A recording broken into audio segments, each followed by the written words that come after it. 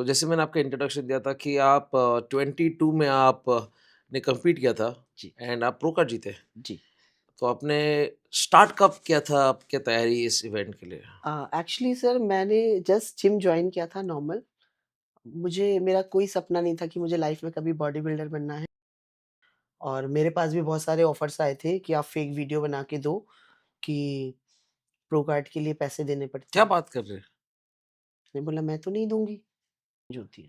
अभी जैसे कि इन विद द स्पोर्ट आपके लुक्स चेंज होते हैं, तो आवाज़ चेंज होते हैं। तो लोग आपको देख के आपसे बात करते हैं, आप मज़ाक उड़ाते रहेंगे, आपके पीठ के पीछे बात करते रहेंगे स्पोर्ट को लेके व्हाट हाउ इट इज़। ये बिकॉज़ आपने कहा कि you have a lot of testosterone आपको बॉडी में डालनी पड़ती है। ऑब्वियस सी बात है, उसके बिना गेम नहीं है। बट लोगों का रिस्पॉन्स आपका पर्सपेक्टिव क्या है गेम को लेके सर अपैरेंटली? मैंने तो बोला ना मुझे फ़र्क नहीं मैंने आपको बोला ना आप मेरा एक कमेंट खोलना, कोई कहता है मर्द बन गई है, छक्का बन गई है, किन्नर लगती है, शक्ल तेरी ट्रांसजेंडर हो गई है, ठीक है? कोई माँ-बहन की गालियाँ लिखता है, मैं तो बराबर देती हूँ मैं भी। Hi, everybody. Welcome to yet another podcast of Android Mic Testing with me, Gavin Phillips. Today, I've got a very amazing athlete on the couch right here at the podcast. She started competing in the year 2022, and that's when she actually won her IFBB Pro card. And we all know that after you win a Pro card, there is a journey. Is every athlete has a journey and a journey to be competing at the Olympia stage. Let's go ahead and meet this guy, see what struggle she's gone through. And besides that, every athlete, has after they win a pro card, they become a coach or they have their own nutrition brand, or there's so many things for an athlete to do. So she has her own nutrition brand, which just got launched recently called Rhino Nutrition and is doing really well in the market. So let's get to know more about this IFBB Pro and see her journey.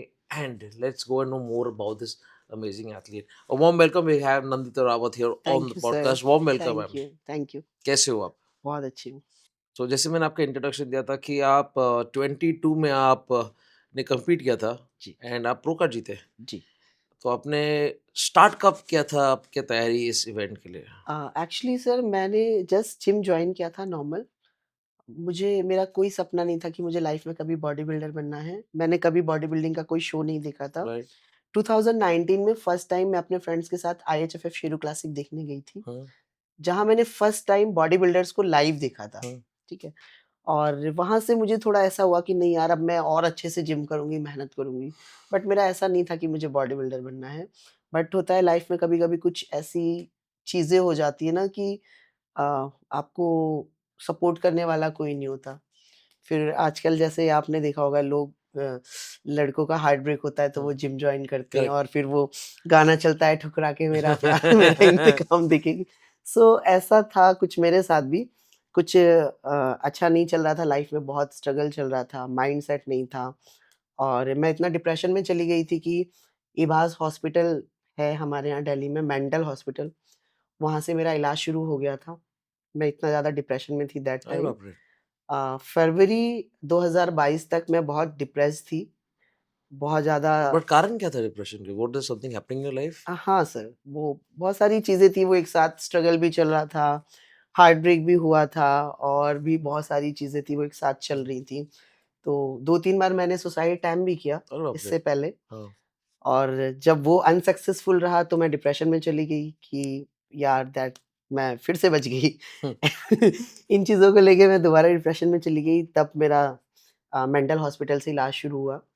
But मेरे कुछ friends हैं, उन्होंने मुझे फिर motivate किया कि तुम अपनी लाइफ के साथ क्या कर रही हो? तुम जिम जाओ, अपने ऊपर ध्यान दो, फ़ोकस करो। तो वहाँ से मैंने जिम स्टार्ट किया। अ, फ़रवरी 27 फरवरी 2022 हुँ, मैंने अपने कोच को बोला कि जून में ऐसे-ऐसे शो है और मुझे खेलना है। हुँ, उन्होंने बोला फरवरी आज 27 है, हुँ, 28 का मंथ होता है, कह रहे ये मंथ तो चला गया, हुँ, टाइम है ही कितना हमारे पास? मैंने कहा मुझे नहीं पता, मार दो मुझे, हुँ। लेकिन मुझे ये शो खेलना है। मतलब जीतने-हारने के लिए नहीं खेलना है, लेकिन मुझे खेलना है ये शो। तो उन्होंने वहाँ से मेरी प्रेप स्टार्ट करी, धीरे-धीरे अ, हम आगे बढ़े और जब हमारी फ़ॉर्म निकल के आई जिम में, जब मैं वर्कआउट स्टार्ट किया, तो जिम में ही बहुत सारे लोग थे, जो टोन मारते थे कि मज़ाक नहीं है प्रो कार्ड और हम इतने सालों से खेल रहे हैं। बहुत सारे बॉयज़ होते हैं जिम में, वो भी मजाक उड़ाते वो थे, तो डिमोटिवेट किए थे। बहुत डिमोटिवेट किया उन लोगों ने आज भी। लेकिन मैं कहती हूँ कि टचवुड ऊपर वाले ने हमेशा मेरा साथ दिया है, हमेशा मेरे साथ खड़े रहे हैं। जो चीज़ मैंने उनसे नहीं भी मांगी ना, उन्होंने वो भी मुझे दी है, राइट। ठीक है ना। तो मेरे माइंड में बस उनकी बातें चलती रहती थी। हुँ, वो मतलब एक एक वो वर्ड होता है ना कि मजाक नहीं है प्रो कार्ड, हुँ, वो बात ना मुझे सोने नहीं देती थी रात भर। मैं रात में सोती थी ना, वो बातें मेरी माइंड में हुँ, चलती रहती थी। तो मैंने डिसाइड किया था मैं प्रो कार्ड को मजाक ही बना दूंगी। ये लोग जो हंस रहे हैं ना मुझ पे, हुँ, तो इनको मैं विन करके जवाब दूँगी। हुँ, तो मुझे मेरे फ़ादर की एक बात याद है, वो हमेशा कहते थे कि कभी भी इंसान को ना बोल के या लड़ के जवाब मत दो।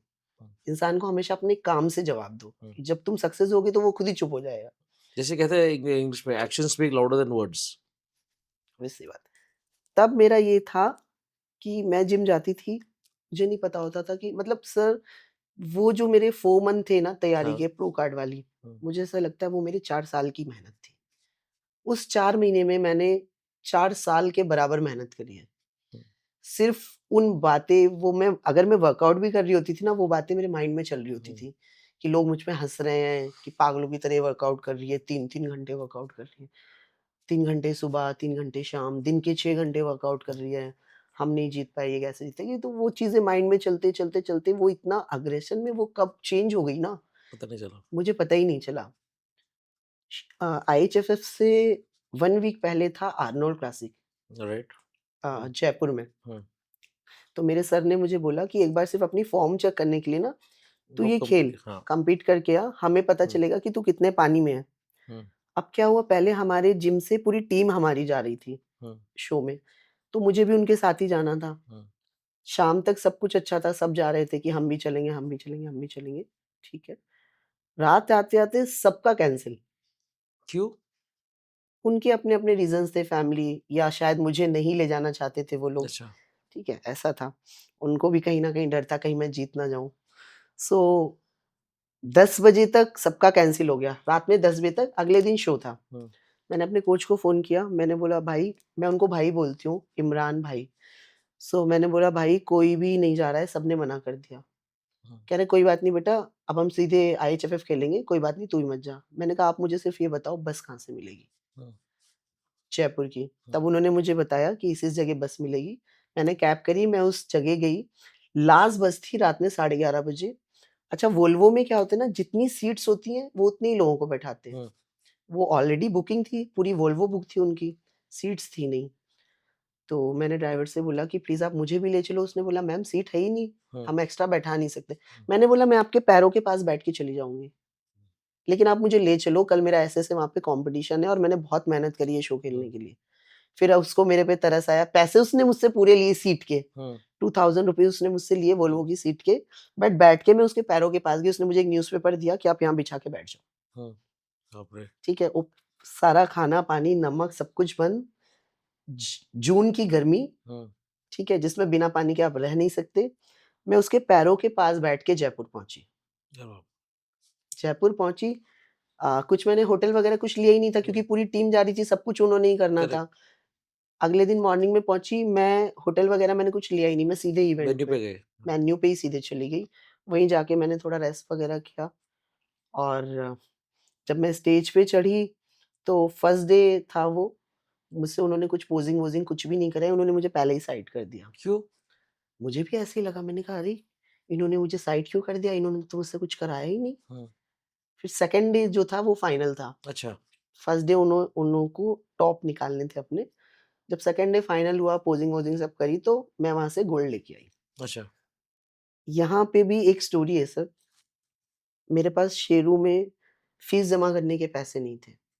एक रीज़न ये भी था वो शो खेलने का, क्योंकि मुझे पता चला था कि जो विन करेगा उसे ₹50,000 कैश मिलेगा।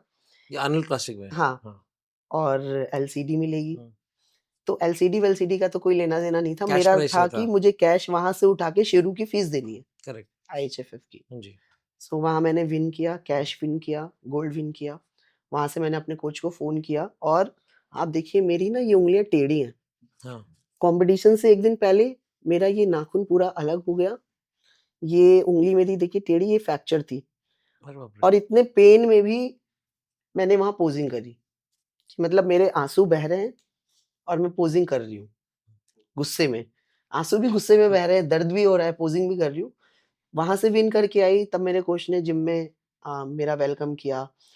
जो लोग जाने वाले थे, जो मेरे साथ नहीं गए, अब वो तो ऑब्वियस सी बात है, अब कोच के सामने तो आपको दिखाना पड़ेगा कि हाँ दिखाना वी आर हैप्पी पड़ेगा फॉर कि यू। हाँ, कि तुम जीत गई, अच्छा हुआ, देखो भगवान कहीं न कहीं सही है। सपोर्ट करता है, ये वो। मैंने हाँ, हाँ, ठीक है। अच्छा, अब उनका ये था, चलो ये तो आर्नोल्ड क्लासिक था, जीत गई, प्रो कार्ड थोड़ी जीत पाएगी।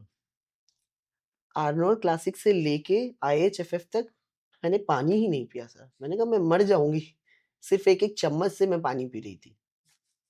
ये 17 जून को था आईएचएफएफ हमारा 2022, और 19 जून को प्रो कार्ड मेरे हाथ में था। तो जब आप प्रो कार्ड जब आपको हाथ में जब आपका नाम अनाउंस किया था, दिमाग में क्या चल रहे थे नहीं आपके? सर, मतलब मैं तो बिल्कुल ब्लैंक हो गई थी। आपके जो स्टेज मार्शल गर्ल थी एक, हुँ, जब उन्होंने मेरा ट्रंक नंबर लिया ना, तो मैं ब्लैंक, मुझे लगा शायद मेरी बगल वाली का लिया है। अच्छा। आपकी स्टेज मार्शल आई, वो मुझे लेके गई कि चलो भाई तुम्हें ही बुला रहे हैं। मेरे पास वो वीडियो अभी भी है, कि मैं मतलब बिल्कुल ब्लैंक हूँ, कि मतलब क्या हुआ मुझे नहीं पता, ऐसा था।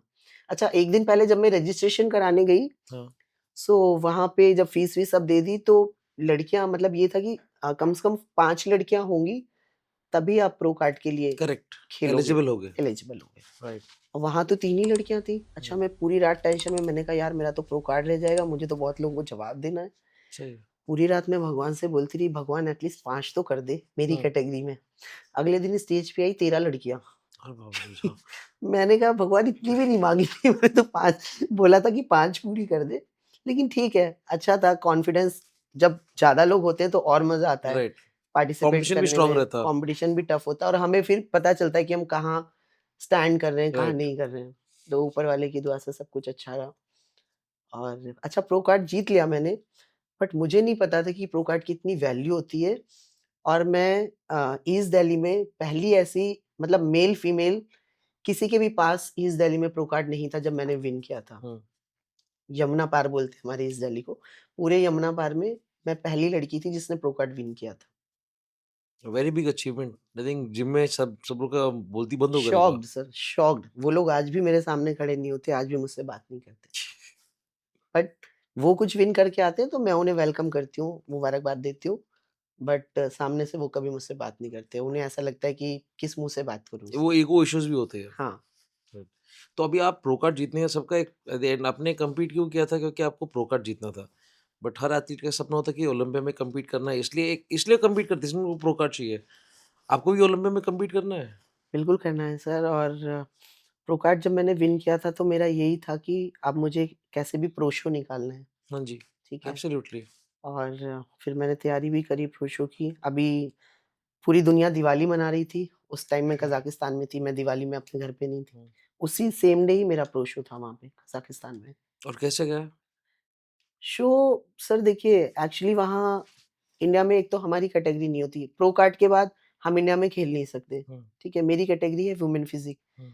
और बहुत कम ऐसी कंट्रीज़ हैं जहाँ पे वुमेन फिज़िक कैटेगरी होती है। जहाँ होती है, वहाँ वीज़ाज़ में इतने इश्यूज़ आते हैं कि हम वहाँ जा नहीं पाते। मैंने तैयारी करी, पूरे 6 मंथ मैंने बहुत मेहनत दुबई में रह के तैयारी करी सर, बहुत एक्सपेंसिव तैयारी थी वो मेरी लाइफ़ की, ठीक है? मेरा तो ये है कि मैं जितना कमा रही हूँ बस लगा रही हूँ, हुँ। ठीक है? खुद के ऊपर इन्वेस्ट कर खुद रहे के हो आप। ऊपर इन्वेस्ट कर रही हूँ कि क्योंकि मेरा पैशन है, मुझे करेक्ट, करना है, सही है। ठीक है?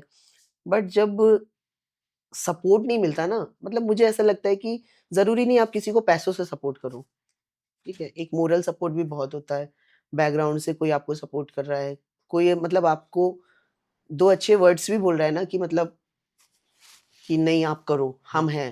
हुँ। तो वही एक काफ़ी होता है मोटिवेशन मिलता। मोटिवेशन के लिए, मोटिवेट होने के लिए। सही, एग्री। बट हमारे यहाँ ये भी नहीं करते लोग। आप कभी मेरा इंस्टाग्राम खोल के देखिएगा, कभी उसके कमेंट खोलिएगा। हुँ। मतलब हमारे यहाँ लोगों को पता ही नहीं कि एथलीट होता क्या है, एथलीट्स की रिस्पेक्ट करनी चाहिए या नहीं करनी चाहिए, या उसको क्या बोलना चाहिए, क्या नहीं बोलना चाहिए। कभी आपको टाइम मिले, मैं क्या करती हूँ जब मुझे रात में नींद नहीं आती, मेरे साथ इश्यू है ये, मुझे रात में नींद नहीं हुँ, आती, बहुत कम सोती हूँ मैं रात में। तो मैं अपने कमेंट्स खोल के पढ़ती हूँ, हुँ। कि मतलब मुझे ऐसा लगता है कि इतने बिलियंस ऑफ आबादी में लोगों के पास कोई काम ही नहीं है। मतलब कितना ईज़ी है नहीं, घर में बैठ के बिस्तर पे लेट के किसी को कमेंट करना। उसके पीछे की सारी मेहनत आप देख ही नहीं रहे हो। अच्छा, क्या होता है, लोग मुझे क्या कहते हैं कि तुम्हारी किस्मत थी। और मेहनत? मेहनत कौन देखेगा? पैसा कौन देखेगा? किस्मत तो बनाने से बनती है ना। अब मैं पैसा लगा रही हूँ, खा रही हूँ, बेड पे पड़ी हुई हूँ, तो फिर मैं थोड़ी विन करूँगी। मेहनत तो मुझे ही करनी है ना। करेक्ट। लोग कहते हैं आपने डब्बा खा लिया, बॉडी बना ली, स्टेरॉइड ले लिया, बॉडी बना ली। अगर इतना आसान होता तो आप लोग भी कर सकते हैं। सब कर सकते हैं। लोग बिलियनियर्स, करोड़पति बहुत पड़े हुए हैं, वो क्यों नहीं बना लेते? करेक्ट। डिसिप्लिन भी तो फॉलो करना है ना आपको, ठीक है? मैं कहती हूँ अगर लोग मुझे मुझे कमेंट में भी बहुत सारे ऐसे आते हैं कि आप स्टेरॉइड लेते हो। हाँ, बिल्कुल लेते हो, हमारा गेम है, उसके बिना उसके हमारा बिना गेम ही होता ही नहीं नहीं है। है। नहीं, लोग क्या करते हैं आजकल सोशल मीडिया पे, हम नेचुरल हैं। कैसे नेचुरल हो आप? ये स्पोर्ट में अगर आप खेलना चाहते हो, you can not be natural. नहीं, कैसे आप हो कैसे नेचुरल? कैसे बना लिया आपने? ठीक है।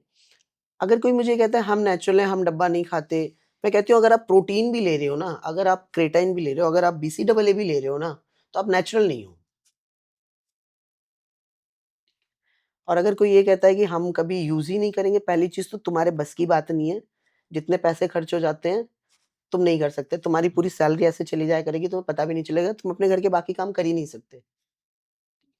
और कितने लोगों को मैंने ये चैलेंज किया है कि मैं दे रही हूँ, आपके सामान के पैसे स्ट्राइड मैं दे रही हूँ, आपका पूरा स्टैग मैं दे रही हूँ, सिर्फ़ आपको लगाना है, जिम नहीं जाना है। मुझे बॉडी बना के दिखाओ। बना के दिखाओ। बना के दिखाओ, पैसा मैं खर्च करूँगी। सही है। सही है। आज तक मैसेज नहीं आया किसी का, मैंने ओपन चैलेंज दिया हुआ है, ओपन चैलेंज सोशल मीडिया पे, कि सिर्फ़ आपको खाना है, डब्बा खाना है, स्टेरॉइड लगाना है, घर में रहना है, जिम नहीं जाना है, वर्कआउट नहीं करना है। बॉडी कैसी बनती है देखते हैं। हाँ, सिर्फ़ लगाने से बॉडी थोड़ी बनती है। उसे डबल सामान मेहनत करना भी पड़ता है। आपका तभी काम करता है जब आप 4 गुना ज़्यादा मेहनत करते हो, मेहनत बहुत ज़्यादा हो ठीक है? जाता है। आप स्टेरॉइड लगा के अगर नॉर्मल आप 4 वर्कआउट मार के घर आ रहे हो ना, तब कुछ भी नहीं आपकी होता। बॉडी नहीं बनेगी। 4 गुना ज़्यादा मेहनत करनी है आपको उसके लिए, सही है। प्रॉपर गाइडेंस में। डिसिप्लिन आपका खाने का, सोने का, हर चीज़ का होना चाहिए। अच्छा, हमें क्या है, हमें पैसा भी कमाना है, हुँ। हमें अपना गेम भी देखना है, पैशन भी देखना है, अपना डाइट भी देखना है, फैमिली भी देखनी है, किसको बुरा ना लगे, उसको बुरा ना लगे, ठीक है? घर के शादी फंक्शन्स भी देखने हैं, बाकी के काम भी देखने हैं। हमको भी सब कुछ लड़की है, इसको काम क्या होगा? अरे भाई, तुमसे ज़्यादा काम होता है हमको। बैठ के घर में मुँह चला देते हैं लोग। ईज़ी होता है ना फ़ोन पे बैठ के कमेंट करना। मतलब लड़की है, व्हाट यू मीन लड़की है? क्या फ़र्क हो रहा है? जो तुम नहीं कर पा रहे हो, वो हम कर रहे हैं। अभी अभी 2-3 दिन पहले मुझे कमेंट आया, आपको शर्म नहीं आती बिकिनी पहन? अरे क्यों शर्म आएगी भाई? शर्म क्यों आएगी? It is a sport. एक बंदे ने मुझे मैसेज किया कि चड्डी पहन के कॉम्पिटिशन में खड़ा होने को गेम नहीं बोलते। मैंने कहा उसको चड्डी नहीं बोलते, पहले तो तमीज़ सीख। कॉस्ट्यूम है वो हमारा। हर गेम का एक कॉस्ट्यूम होता है। आप पावर लिफ्टिंग करते हो, उसका अलग कॉस्ट्यूम होता है। आप क्रिकेट खेलते हो, उसकी जर्सी अलग होती है।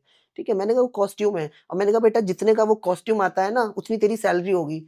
30-30, 35-35 हज़ार का वो 2 पीस बिकिनी हम करेक्ट, बाय बहुत महँगा करते होता हैं, है। और हर कॉम्पिटिशन के लिए हमें नई चाहिए होती है। क्यों? क्योंकि सब में फ़ोटो सेम ना आए। करेक्ट। हम इतना पैसा सिर्फ़ उस 2 पीस में लगा देते हैं। तो तू सोच हम ट्रेनिंग में कितना लगाते होंगे? मतलब क्या चड्डी पहन के, क्या चड्डी पहन के भाई? तूने कभी चड्डी नहीं पहनी? बिना चड्डी पहने बड़ा हो गया। हाँ, मैं तो बहुत मुँहफट हूँ सर। मुझसे गलत बात बर्दाश्त नहीं होती, मैं तो बहुत जवाब देती हूँ। नहीं, आप जवाब इसलिए दे रहे हो क्योंकि आपको पता है कि स्पोर्ट क्या है। जिनको पता नहीं ऑब्वियसली वो कमेंट करेंगे, उनको लगता है कि यार जी। कमेंट करने से सामने वालों को उनके ईगो पे लगेगा या उनको थोड़ा नीचा दिखाना है। It's easy to sit in the bedroom and comment bad about people then face to face. अगर वो ज इंसान आपके सामने है तो आपके मुँह पे बोल नहीं पाएगा कुछ। चलिए ये तो हो गई कि जिनको पता नहीं है। अच्छे-अच्छे बॉडी बिल्डर्स भी कमेंट करते हैं। जिन्होंने शो खेला है, कॉम्पिटिशन भी खेला है, हुँ, उनके भी कमेंट आते हैं गंदे। जैसे कि जैसे कि मतलब मुझे उनके नाम नहीं याद, बट अब कॉम्पिटिशन्स खेलते हैं, लेकिन वो छोटे-मोटे कॉम्पिटिशन्स, हाई लेवल के नहीं, छोटे-मोटे कॉम्पिटिशन्स उन्होंने खेले हुए। मैं कहती हूँ बॉडी बिल्डिंग होती है, चाहे आप छोटा कॉम्पिटिशन खेलो, चाहे आप बड़ा स्पोर्ट कॉम्पिटिशन है। खेलो, करेक्ट, स्पोर्ट है, और आपको उसके रूल्स पता हैं कि बॉडी बिल्डिंग के रूल्स क्या हैं, करेक्ट। ठीक है ना? गेम छोटा या बड़ा नहीं होता, हुँ, कहीं से तो इंसान को शुरू करना पड़ता एब्सोल्युटली। है ना? अब कोई भी बंदा सीधे जाके IHFF नहीं खेलेगा, थोड़ा एक्सपीरियंस तो गेन करेगा ना शो के बारे में, उसके बाद ही जाके खेलेगा। करेक्ट। वो भी करते हैं कमेंट। हमारे घर की लड़कियां, अरे क्या हमारे घर की लड़कियां, क्या होता है हमारे घर की लड़कियां? अरे क्या प्रूव करना लड़कियां तो चाहते हैं? बहुत कुछ करना चाहती, तुम निकलने तो दो। हमारे घर की लड़कियां ऐसा करे तो हम तो मार दें उनको, जान से मार दें, ऐसे भी कमेंट आते हैं। But it's a sport, it's an international sport. अगर जब आप ओलंपिया के स्टेज पे अगर कम्पीट कर रहे हो और अगर आप जीत गए, तो लोग ताली मारेंगे, तो ताली बजाएँगे, वाह-वाह बोलेंगे, तब लोग यही तारीफ़ लोग, करेंगे। यही लोग यही सर, लोग की बात कर ठीक रहा हूँ। है। प्रोकैट जीतने से पहले तक जो लोग मतलब मेरी बुराइयां करते थे, आज वो मेरे सामने भी नहीं खड़े होते। हुँ, पीठ पीछे करते हैं अभी भी, मुझे पता है, लेकिन मैं कभी जवाब नहीं देती, करते रहो, मुझे कोई फर्क नहीं पड़ता। हुँ, ठीक है। जब मैं प्रोकैट विन किया, अच्छा जब मैं दुबई गई, तब भी मुझे बहुत ताने मारे गए कि हम देखते हैं कितना टाइम, क्या हुँ, कैसे।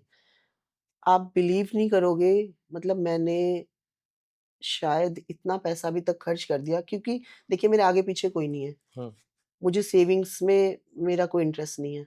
ठीक है। मैं कल पे कभी नहीं जीती, क्योंकि मेरे इतनी बार मैं मरते-मरते बची हूँ, इतनी बार मेरे एक्सीडेंट हुए हैं, तब जाके मुझे ऐसा लगा कि शायद मुझे अभी मरना ही नहीं है, ऊपर वाले ने किसी रीज़न से हुँ, मुझे बचा रखा है। हुँ, शायद मेरे ऊपर से उन्होंने मुझे कुछ करने के लिए ही भेजा है। ठीक है? सो मेरा कल का कोई कॉन्सेप्ट नहीं है मेरी लाइफ़ में। मैं अपनी ज़िंदगी का हर दिन ऐसे जीती हूँ कि हुँ, आज मेरा लास्ट है। जो है, वो आज है। रात में सोती हूँ ज़िंदा, तब भी ऊपर वाले को थैंक यू बोलती हूँ कि चलो आज का दिन मेरा अच्छे से निकल गया। सुबह आँख खुलती है, ज़िंदा होती हूँ, तब भी थैंक यू बोलती हूँ कि चलो आज एक और दिन मुझे मिला है, तो आज का दिन मुझे अपना अच्छे से जीना है। सही है। ठीक है? मैं कभी ये सोच के नहीं जीती हूँ कि कल मैं सुबह ज़िंदा उठूँगी या नहीं उठूँगी। इसलिए मेरी लाइफ़ का हर डे, एक-एक दिन मैं उसको अच्छे से जीती हूँ, अच्छे से एन्जॉय करती हूँ। जितना हो सकता है खुश रहती हूँ, जितना हो सकता है लोगों की हेल्प करती हूँ। हाँ, मेरा ये कॉन्सेप्ट नहीं कि मैं किसी की हेल्प कर रही हूँ तो उसका वीडियो सोशल मीडिया पे बना के डालूँ कि मैं इसे खाना दे रही हूँ, मैं इसे कपड़े दे रही हूँ, मैं इसके लिए ये कर रही हूँ, कभी नहीं। कोविड से लेके आज तक अगर आप मेरा पूरा सोशल मीडिया देखेंगे, आपको ऐसा मेरा सोशल मीडिया पे कोई वीडियो नहीं दिखेगा। हुँ, हमने को मुझे खुद कोविड हो गया था, हमने कोविड में बहुत काम किए, मैं गिनवा नहीं रही हूँ, बता रही हूँ, ठीक है? और ऐसे-ऐसे भी काम किए, हमारे यहाँ एरिया में एक शमशान घाट है, मॉर्चरी। लोग कोविड में अपने मतलब जिन लोगों ने, जिन माँ-बाप ने पाला पूरी ज़िंदगी, उन तक की डेड बॉडीज़ ना अंदर भी नहीं लेके जाते थे। एम्बुलेंस से बाहर ही फेंक के चले जाते थे, क्या बात कर रहे हैं आप? सेकंड वाली वेव में कोविड की, ठीक है? बाहर तक डेड बॉडीज़ की लाइन लगी रहती थी। हम उसी रोड से गुज़रते थे। हम लोग ले जा के अंदर उसको लेके जाते थे। मतलब आप अपने माँ-बाप के साथ आपने पूरी ज़िंदगी निकाल दी, आपके माँ-बाप ने आपको बड़ा कर दिया। कोविड में अगर वो मर गए तो बच्चे उनकी बॉडी लेने से मना कर रहे हैं, कि हमें नहीं चाहिए। वॉव! मतलब ये भी एक लाइफ़ है, आप देखो ना कि एक माँ-बाप 4 बच्चों को पाल देते हैं, लेकिन 4 बच्चे मिलके एक ये माँ-बाप को नहीं पाल पाते। ये रियलिटी है लाइफ़ का। ठीक है? आपने 2016-17 से पहले ना कभी आपने अ, वृद्धाश्रम नहीं सुने होंगे, कभी आपने इतने ज़्यादा अनाथ आश्रम नहीं सुने होंगे, ठीक है? लेकिन जब से ये सोशल मीडिया आया, 2016-17 के बाद से, आप देखिए हर दूसरा वीडियो आपको वृद्धाश्रम का मिलेगा सोशल मीडिया पे, हर दूसरा वीडियो आपको अनाथ आश्रम का मिलेगा, या हर दूसरा वीडियो मिलेगा कोई किसी को दे रहा है और उसका वीडियो बना वीडियो के बना के डाल रहा वैसे है। कर रहा है, सिम्पैथी गेन करने के लिए, बताइए, कि मैं बहुत अच्छा पैसे काम भी कर रहा हूँ। कमाते हैं ना सर, पैसे भी कमाते हैं कि आपको इनकी हेल्प करनी है, ये क्यूआर है। अभी मैंने एक वीडियो देखा फरीदाबाद का, हरियाणा का, किसी ने एक गौशाला बना रखी है, हुँ, गवर्नमेंट से उसके पैसे आते हैं अच्छे खासे उस गौशाला के, ठीक है? लेकिन वहाँ गाय मर रही थी, उनके पीने का वहाँ पानी तक नहीं था। आप जिनके नाम पे लाखों रुपए गवर्नमेंट से ले रहे हो, आप उनको खाने के लिए भी नहीं दे रहे हो।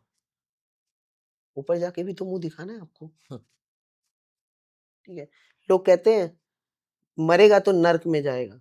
अरे मैं कहती हूँ भैया स्वर्ग नर्क सब यही है, कर्मा यहीं मिलता है लोगों को, हुँ, ठीक है? आप बिस्तर पे पड़े हो और आप चल फिर नहीं पा रहे हो ना, वो आपका कर्मा ही है, वो वही नर्क है यहाँ पे। मरने के बाद किसी ने क्या देखा है किसको स्वर्ग मिलेगा, किसको नर्क सही है। मिलेगा? जो है वो यही है ना। तो जो ये चीज़ें मैं देखती हूँ ना, मेरा माइंड बहुत खराब हो जाता है। और समटाइम्स जब मैं ऑर्फन होम जाती हूँ, अभी जैसे मेरे पापा की बरसी है, मैं जाऊँगी, तो मेरे मतलब साल में 4-5 दिन ऐसे हैं, मैं बहुत हो-हल्ला, शोर-शराबा नहीं करती हूँ। मेरा बर्थडे हो गया और भी चीज़ें हैं।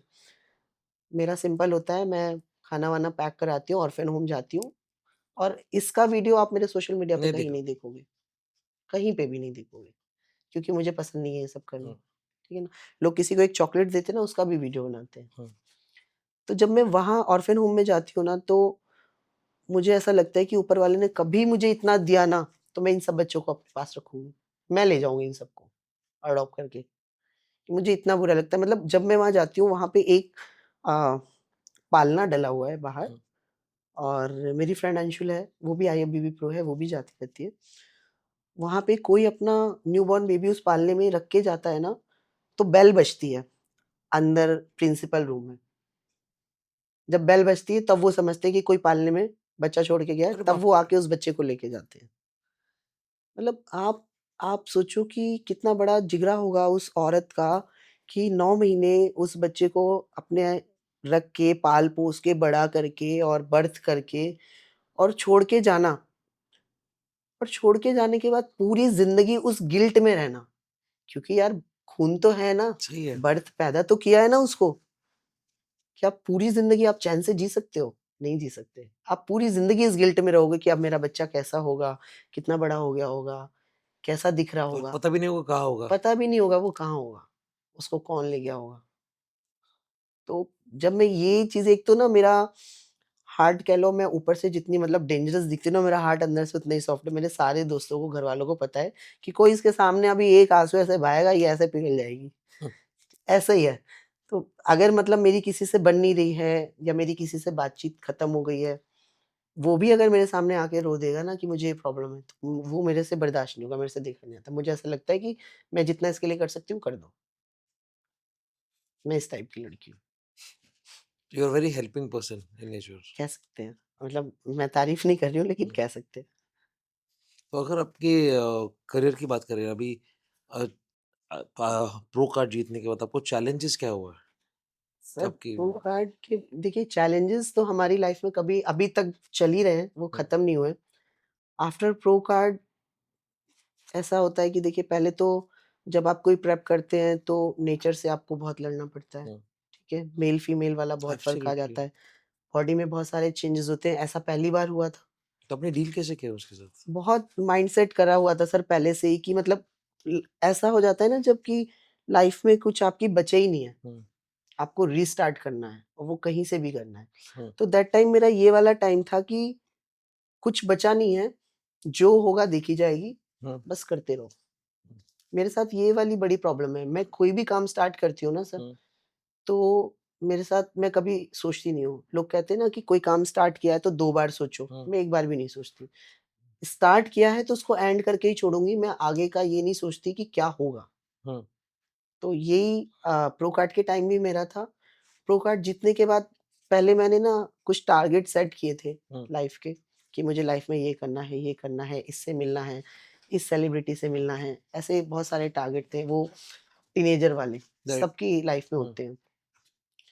फिर लाइफ़ चेंज होती रही, पेरेंट्स गए, लाइफ़ से लड़ना, डील करना, खुद की एजुकेशन जो है वो खुद जॉब कर कर के पूरी करना, मतलब बहुत सारे चैलेंजेस लाइफ़ में ऐसे आए, जो मैंने फेस किए। प्रो कार्ड जब मैंने जीता तो मेरा फर्स्ट टारगेट तो यही था कि मुझे प्रो कार्ड विन करना है। सेकंड चैलेंज मेरा ये था कि जैसे कि मैंने देखा कि हमारे इंडिया में प्रो कार्ड की लोग इतनी वैल्यू नहीं करते, ठीक है? प्रो कार्ड जीतने के बाद एथलीट्स बाहर नहीं जाते खेलने। इंडिया में प्रो कार्ड होल्डर्स को लोग कुछ समझते ही नहीं है, हुँ, ठीक है? सो मुझे ऐसा था कि मैं इंडिया में नहीं रहूँगी, हुँ, मुझे अब बाहर शिफ्ट होना है। तो ये ठीक। मेरा सेकंड चैलेंज था। देन मैंने दुबई चूज़ किया सेफ्टी पर्पज़ से और बाकी चीज़ों के मामले में भी। देन मैं दुबई मूव हुई। उसके बाद मैंने 1 डेढ़ साल अच्छा काम किया, थोड़े और पैसे कमाए। हुँ, फिर मेरा ये चैलेंज था कि जिस स्टेज पे मैंने प्रो कार्ड जीता है, हुँ, मैं वहाँ पे अपना ब्रांड लॉन्च करूँ और ब्रांड अपना प्रमोट करूँ। सो मेरा थर्ड चैलेंज ये था। फिर मैंने अपना ब्रांड बनाया और इस बार वो पूरा भी हुआ, मेरा ड्रीम भी कंप्लीट हुआ। आईएचएफएफ में हमने अपना बूथ भी लगाया और बहुत अच्छा रिस्पॉन्स भी रहा। जो चैलेंजेस हमारी लाइफ में आते हैं ना, हमारे गेम को लेके, हुँ, उनसे हमें खुद डील करनी पड़ती है। कोई उसमें कोई आपकी हेल्प नहीं करता। हुँ, इवन मैं तो ये ऐसा सोचती हूँ कि हमारी गवर्नमेंट को भी इस चीज़ के लिए सपोर्ट करना चाहिए कि एथलीट किसी भी फील्ड का हो, चाहे वो बॉडी बिल्डर हो, चाहे वो क्रिकेटर हो, चाहे वो टेनिस प्लेयर हो, उसको गवर्नमेंट अगर पैसों से सपोर्ट नहीं कर रही ना, तो एटलीस्ट उसके वीज़ा वगैरह में तो सपोर्ट करे। मैंने यहाँ तक बोला था कि मुझे सिर्फ़ 1 डे का वीज़ा दे दो। हुँ। मैं एक फ्लाइट से जाऊँगी, शो खेलूँगी, नेक्स्ट फ्लाइट से वा मुझे घूमना ही नहीं है। कहाँ पे किस बात की कौन-सी कंट्री की बात कर रहे हैं मैं पोर्चुगल की सर, आप? ओके। ठीक है? मेरे 2 शो मैंने किए थे। मतलब ये था कि यूरोप का आप कोई भी वीज़ा ले लो, तो आप दोनों कंट्री में विज़िट कर हुँ। सकते हो। तो मैंने पोर्चुगल और स्पेन मेरे 2 शो थे, उनको टारगेट किया था और मैंने अपनी प्रेप स्टार्ट की थी। पहले 3 मंथ मैंने दुबई में प्रेप करी, वहाँ से वीज़ा बहुत अप्लाई किया, वहाँ से नहीं हुआ। फिर मैं इंडिया आई, फिर इंडिया इंडिया में अच्छा इंडिया में क्या है हमारा पेरेंट्स नहीं है? हुँ। अच्छा। सिबलिंग नहीं है? अच्छा। हस्बैंड नहीं है? हस्बैंड भी नहीं है? अच्छा। अरे नहीं है भाई, कोई मतलब कंपल्सरी कहाँ लिखा हुआ है कि हस्बैंड भी होना चाहिए वीज़ा के लिए? ले लिया फॉर्म या अगर नहीं लगना, आप उसी टाइम मना कर दो हुँ। एटलीस्ट उसके पैसे बच जाएँ, पैसे ना बर्बाद हो ना। आपको पता है नहीं लगेगा फिर भी आपने पैसे ले लिए हुँ। और 3 बार ले लिए। कितना खर्च हुआ आपके वीज़ा के लिए? सर ऑलमोस्ट दुबई से इंडिया तक मेरा 6 लाख रुपीज़ खर्च हुआ। 6 हुँ, लैक्स! 6 लाख रुपीज़। तो ये आपके खुद के में और वाज़ इट स्पॉन्सर्ड और हमारे इंडिया में सर स्पॉन्सर्स मिलते कहाँ हैं आप बताइए? जो आपको वीज़ा में सपोर्ट करें, जो आपको मंथली स्टैग में सपोर्ट करें या जो आप अगर कहीं शो खेलने जा रहे हैं तो आपका सारा आपका ट्रैवल, स्टे, ट्रैवल जो फूड सब है वो कुछ? सब कुछ करें। नहीं होता सर हमारे आप देखिए हमारे इंडिया में कितने आईएफबीबी प्रोज़ हैं जिनके पास आज तक एक ब्रांड नहीं है। मेरे पास अभी भी कुछ ब्रांड्स ने मुझे मेल किए थे बट मैंने मना कर दिया क्योंकि मुझे अपना ब्रांड लॉन्च करना था। सबसे पहले जब मैंने प्रो कार्ड विन किया था मेरे पास बायोटेक यूएसए था। हाँ। ठीक है, उसके बाद अभी 2 साल से मेरे पास वन साइंस था। जब वन साइंस खत्म हुआ तब मैंने अपना लॉन्च किया। हुँ। मुझे और किसी का लेना नहीं था बट वो भी क्या करते हैं आपको मंथली स्टैक देंगे। स्टैक भी आपको क्यों देंगे? क्योंकि आप उनके वीडियो स्टोरी बनाते रहो। रील कंटेंट चाहिए। दैट्स इट बस। ठीक है, अगर आप उनसे ये सोचो कि वो आपको पैसों से सपोर्ट करें तो नहीं, कोई ब्रांड नहीं करता सर, कोई ब्रांड नहीं करता? कोई ब्रांड नहीं करता। ठीक है, ब्रांड आजकल पैसा खर्च करते हैं सिर्फ़ इन्फ्लुएंसर्स पे, उनको एथलीट्स नहीं चाहिए। या तो बहुत बड़े एथलीट वो हायर करेंगे, जिनको वो 5 लाख रुपए महीना दे रहे हैं, ठीक है? अगर मैं किसी को बोलूँ ना कि सर मुझे स्टैक प्लस 20,000 रुपए दे दीजिए, वो मुझे 20,000 भी नहीं देंगे। फिर जितने उनके शोज़ होते हैं, आप अपने खर्चे से जाओ हर जगह, अपने खर्चे से आओ। अरे बाप रे! सो वेरी डिफिकल्ट होता है कि एथलीट को सर्वाइव करने के लिए। सर देखिए, अगर आपका बैकग्राउंड बहुत अच्छा है, पैसों से, हुँ। तब कोई डिफ़िकल्टी नहीं है, ठीक है? लेकिन आप खुद के पैसे कमा के और खुद पे खर्च कर रहे हो, वो बहुत डिफ़िकल्ट है। क्योंकि एक साथ बहुत सारी चलिए मेरे आगे-पीछे कोई नहीं है, बट लोगों के साथ उनकी रिस्पॉन्सिबिलिटी भी होती है। अगर मेल एथलीट है तो घर में वाइफ़ है, माँ-बाप हैं, हुँ। बच्चा है। फीमेल एथलीट है, उसका भी सेम प्रॉब्लम है, घर में इन-लॉज़ हैं, हस्बैंड हैं, बट आप बच्चे हैं। आपको लगता है थोड़ा is it difficult for a woman to achieve a goal in the sport of body building बहुत ज़्यादा compared to a man? Sir men's देखिए वो आदमी है, हमारी सोसाइटी क्या कहती है वो तो आदमी है, ठीक है? हुँ। ले आदमी अगर मेल बॉडी बिल्डर है उसका काम क्या है सुबह उठो, कपड़े चढ़ाओ, अपनी मील उठाओ, बनी रखी होती है वाइफ़ ने बना रखी मील हुँ। उठाओ, जिम चले जाओ। हुँ। ठीक है? जब आपका जिम फिनिश हो जाए, आप 12 बजे आ रहे हो, 1 बजे आ रहे हो, कोई प्रॉब्लम नहीं है। बीइंग अ गर्ल अगर किसी औरत को जिम जाना है ना, पहले वो बच्चों को उठाएगी, स्कूल भेजेगी, रेडी करेगी, नहलाएगी, स्कूल बस में बिठाएगी, स्कूल चले गए बच्चे, उसके बाद अपना पूरा घर समेटेगी, साफ-सफाई, बर्तन, कपड़े, झाड़ू सब करेगी, इन-लॉज़ को चाय, नाश्ता सब कराएगी। इन सब के बाद वो जिम जाएगी। गलती से अगर आधा घंटा लेट हो गया ना, 100 कॉल आ जाएगी, "तू अभी तक घर क्यों नहीं पहुँची?" हुँ। समझ रहे हो आप मैं क्या हुँ। कहना चाह रही हूँ?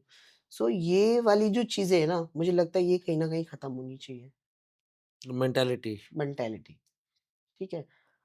आप जितना सपोर्ट मेल को कर रहे हो ना, उतना ही फीमेल को भी करो ना, मेहनत तो वही है ना, हुँ। बल्कि ज़्यादा है।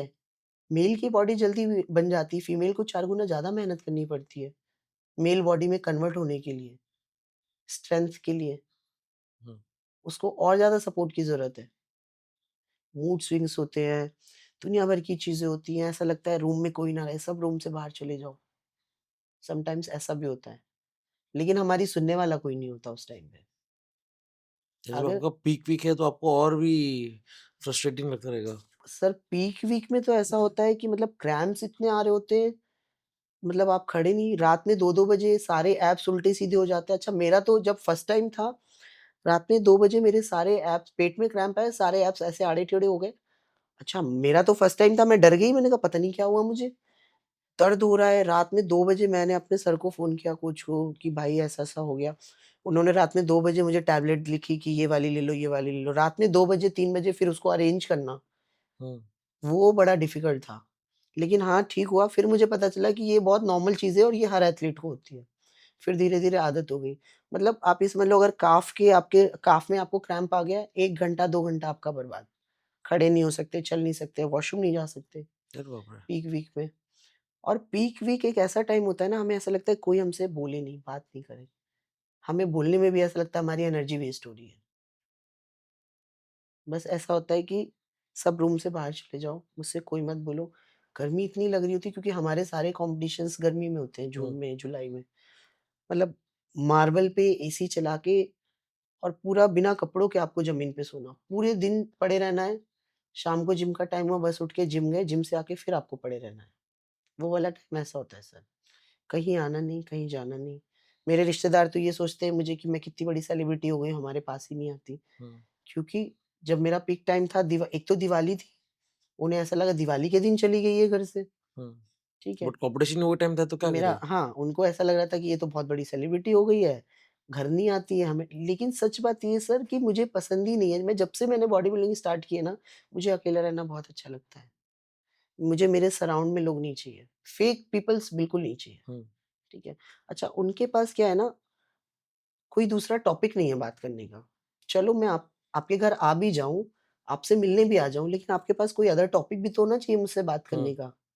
सिर्फ़ मेरे काम को, मेरी बॉडी बिल्डिंग को, मेरी ड्रेस को, मेरे कपड़ों को, इसके अलावा कोई बात ही नहीं है। मैं क्यों जाऊँगी आपके पास, अपना टाइम वेस्ट करने के लिए? सही है। अगर आपको कोई प्रॉब्लम है, आप मुझे फ़ोन कर रहे हो, मैं हॉस्पिटल में हूँ, मैं यहाँ हूँ, मैं आपको टाइम से पहले वहाँ खड़ी मिलूँगी। हुँ, लेकिन टाइम पास करने के लिए मेरे पास टाइम नहीं है। मैंने धीरे-धीरे करके अपने सारे रिलेटिव्स कट कर दिए अपनी लाइफ़ से। कोई मरता भी है ना, मैं सिर्फ़ 10 मिनट के लिए जाती हूँ सर, 10 मिनट के लिए, फॉर्मेलिटी शेक। बस। उन्होंने भी मेरे साथ यही किया, ठीक है? जब मेरे फादर एक्सपायर हुए, जब मुझे मतलब मैं बहुत छोटी थी, मैं 10-11 साल की थी जब मेरे फादर एक्सपायर हुए। जब मुझे उनकी नीड थी, मुझे किसी ने सपोर्ट नहीं किया। इवन मैंने अपनी एजुकेशन भी खुद जॉब कर के पूरी करी है। मेरे साथ एक बहुत प्रॉब्लम है सर, अगर कोई मेरे दुःख में नहीं है ना, तो मैं अपने सुख का भी हिस्सा नहीं बनाऊँगी उसे। हुँ, ये प्रॉब्लम है मेरे साथ। जब मैंने अपना दुःख खुद हैंडल किया है, तो मैं अपना सुख भी खुद ही हैंडल करूँगी ना, एन्जॉय करूँगी उसे। मैं किसी और को क्यों अपने सुख में शामिल करूँगी? करेक्ट। एब्सोल्युटली। ठीक है, अब उनको ऐसा लगता है ये हमेशा ये दुबई घूमने जाती है, मलेशिया जाती है और इतनी कंट्रियों में घूमती रहती है, ऐसे तो इसके पास पैसे नहीं होते थे। तो भाई मैं कमा रही हूँ, अपने लिए कमा रही हूँ, मैं हुँ, अपने पे खर्च करूँगी ना, मैं तुम पे क्यों खर्च करूँगी? तुमने जब मेरी फीस भरनी थी तो तुम्हारे पास पैसे नहीं होते थे, हुँ। अब मेरे पास पैसे आ गए तो तुम्हें वो भी चाहिए। वो भी चाहिए, ठीक है? और मैंने आपको बताया ना, शेरू की फीस भरने के पैसे नहीं थे मेरे पास हुँ, आईएचएफएफ की, इसलिए मैंने आर्नोल्ड क्लासिक खेला था। हुँ। ताकि आपको कैश प्राइज़ मिले। मुझे कैश प्राइज़ मिले और मुझे आईएचएफएफ खेलना है। और उसकी फ़ीस भरने के लिए उस टाइम मेरी कंडीशन भी ख़राब थी। मैंने बहुत लोगों से उधार माँगा सर, हुँ, 28,000 कोई बहुत बड़ा अमाउंट नहीं था। मैंने उनको ये भी बोला था, मैं जॉब करती थी कि मेरी सैलरी आएगी नेक्स्ट मंथ मैं दे दूँगी। किसी ने मेरी हेल्प नहीं करी, ठीक है? आज मैं प्रो बन गई हूँ या मैंने बिज़नेस स्टार्ट किया है या मैं अपने काम में आगे बढ़ रही हूँ, तो लोगों को ऐसा लगता है यार इसने कैसे कर लिया? 3 साल पहले तक तो ये हमसे उधार पैसे माँग रही थी। हुँ, उसके पीछे की वो मेरी 3 साल की मेहनत नहीं देख रहे कि उस 3 साल में मैं रात-दिन सोई नहीं हूँ, अपने गोल को अचीव करने के लिए। अगर सर मैं रात में सोती हूँ तो मेरे माइंड में ना सिर्फ़ ये चल रहा होता है कि कल मेरे क्या काम है, मेरा क्या शेड्यूल है, मुझे कल किससे मिलना है, कल मुझे क्या काम करना है, तो भी मेरे दिमाग में यही चल रहा होता है। मेरे पास टाइम ही नहीं है फालतू के लोगों के बारे में सोचने के लिए। क्यों मैं अपनी एनर्जी दूसरों पे वेस्ट करूँ, मैं अपने काम में वेस्ट करूँगी ना। एब्सोल्युटली। अब मेरा जो रवैया है ना वो बहुत चेंज हो गया है। मतलब अभी से अगर 3 साल पहले वाली आप नंदिता देखोगे, तो मैं ऐसी थी कि खाने में अगर नमक तेज़ हो गया ना, तो मैं खुद रोती थी कि यार खाने में नमक तेज़ हो गया है और कोई खाएगा तो क्या कहेगा? हम्म, अभी इसका बिल्कुल अपोजिट हो गया है, इसको खाना है खाओ, नहीं भाड़ में जाओ। समझ रहे हो? खाना है खाओ, नहीं भाड़ में जाओ, जिसको मंगा के खाना है खा लो, अपने बस की नहीं है दोबारा बनानी। एटीट्यूड चेंज हो गया आपका। बिल्कुल, बिल्कुल। अब लोगों को ऐसा लगता है कि इतना कैसे चेंज हो गया? तो भाई तुम लोगों ने किया है ये, मैं तो ऐसी थी ही नहीं, मैं कभी ऐसी नहीं थी। तुम लोगों की वजह से मुझे चेंज होना पड़ा। समझ रहे हो ना? राइट। मतलब लोग कहते तुम ऐसी क्यों हो गई? भाई तुम लोगों ने ऐसा बनाया है मुझे, मैं अपनी मर्ज़ी से ऐसी नहीं हुई। तुम लोग चाहते थे कि मैं ऐसा बिहेव करूँ हम्म, तुम्हारे साथ, ठीक है ना? तो मैं ऐसी हो गई। अब मुझे ऐसे ही रहने में मज़ा आता है। that's all what matters is if you're happy, that's about it.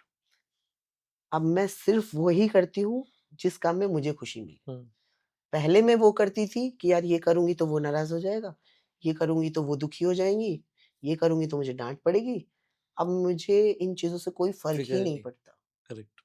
कौन गुस्सा हो रहा है, कौन नाराज़ हो रहा है, कौन दुखी हो रहा है, कौन मर रहा है, मुझे एक पैसे का फ़र्क नहीं पड़ता। मैं ऐसी हो गई हूँ। राइट। कोई मुझे फ़ोन भी करता है ना कि वो ये वो मतलब आईएचएफएफ के लिए मैं अभी की आपको 2 दिन पहले तक की बात बता रही हूँ। जिन लोगों से मेरी 2022 मतलब 2022 में जिनसे मेरी बात हुई थी, हम्म। उसके बाद 22 के बाद मेरी उनसे कोई कन्वर्सेशन नहीं हुई। 2022 के बाद उन्होंने अब मुझे मैसेज किए हैं कि हम एक्सपो में आ रहे हैं, पासेस अरेंज करा दोगे? लिटरली मैंने मैसेज खोल के भी नहीं देखे उनके। सीधे लिखा its team Nandita Rawat, ma'am handle नहीं करती, हम सोशल मीडिया टीम है। लिखा मैंने ही, But right, ठीक है? got it. मैं सामने बोल रही हूँ, मैंने ही लिखा है।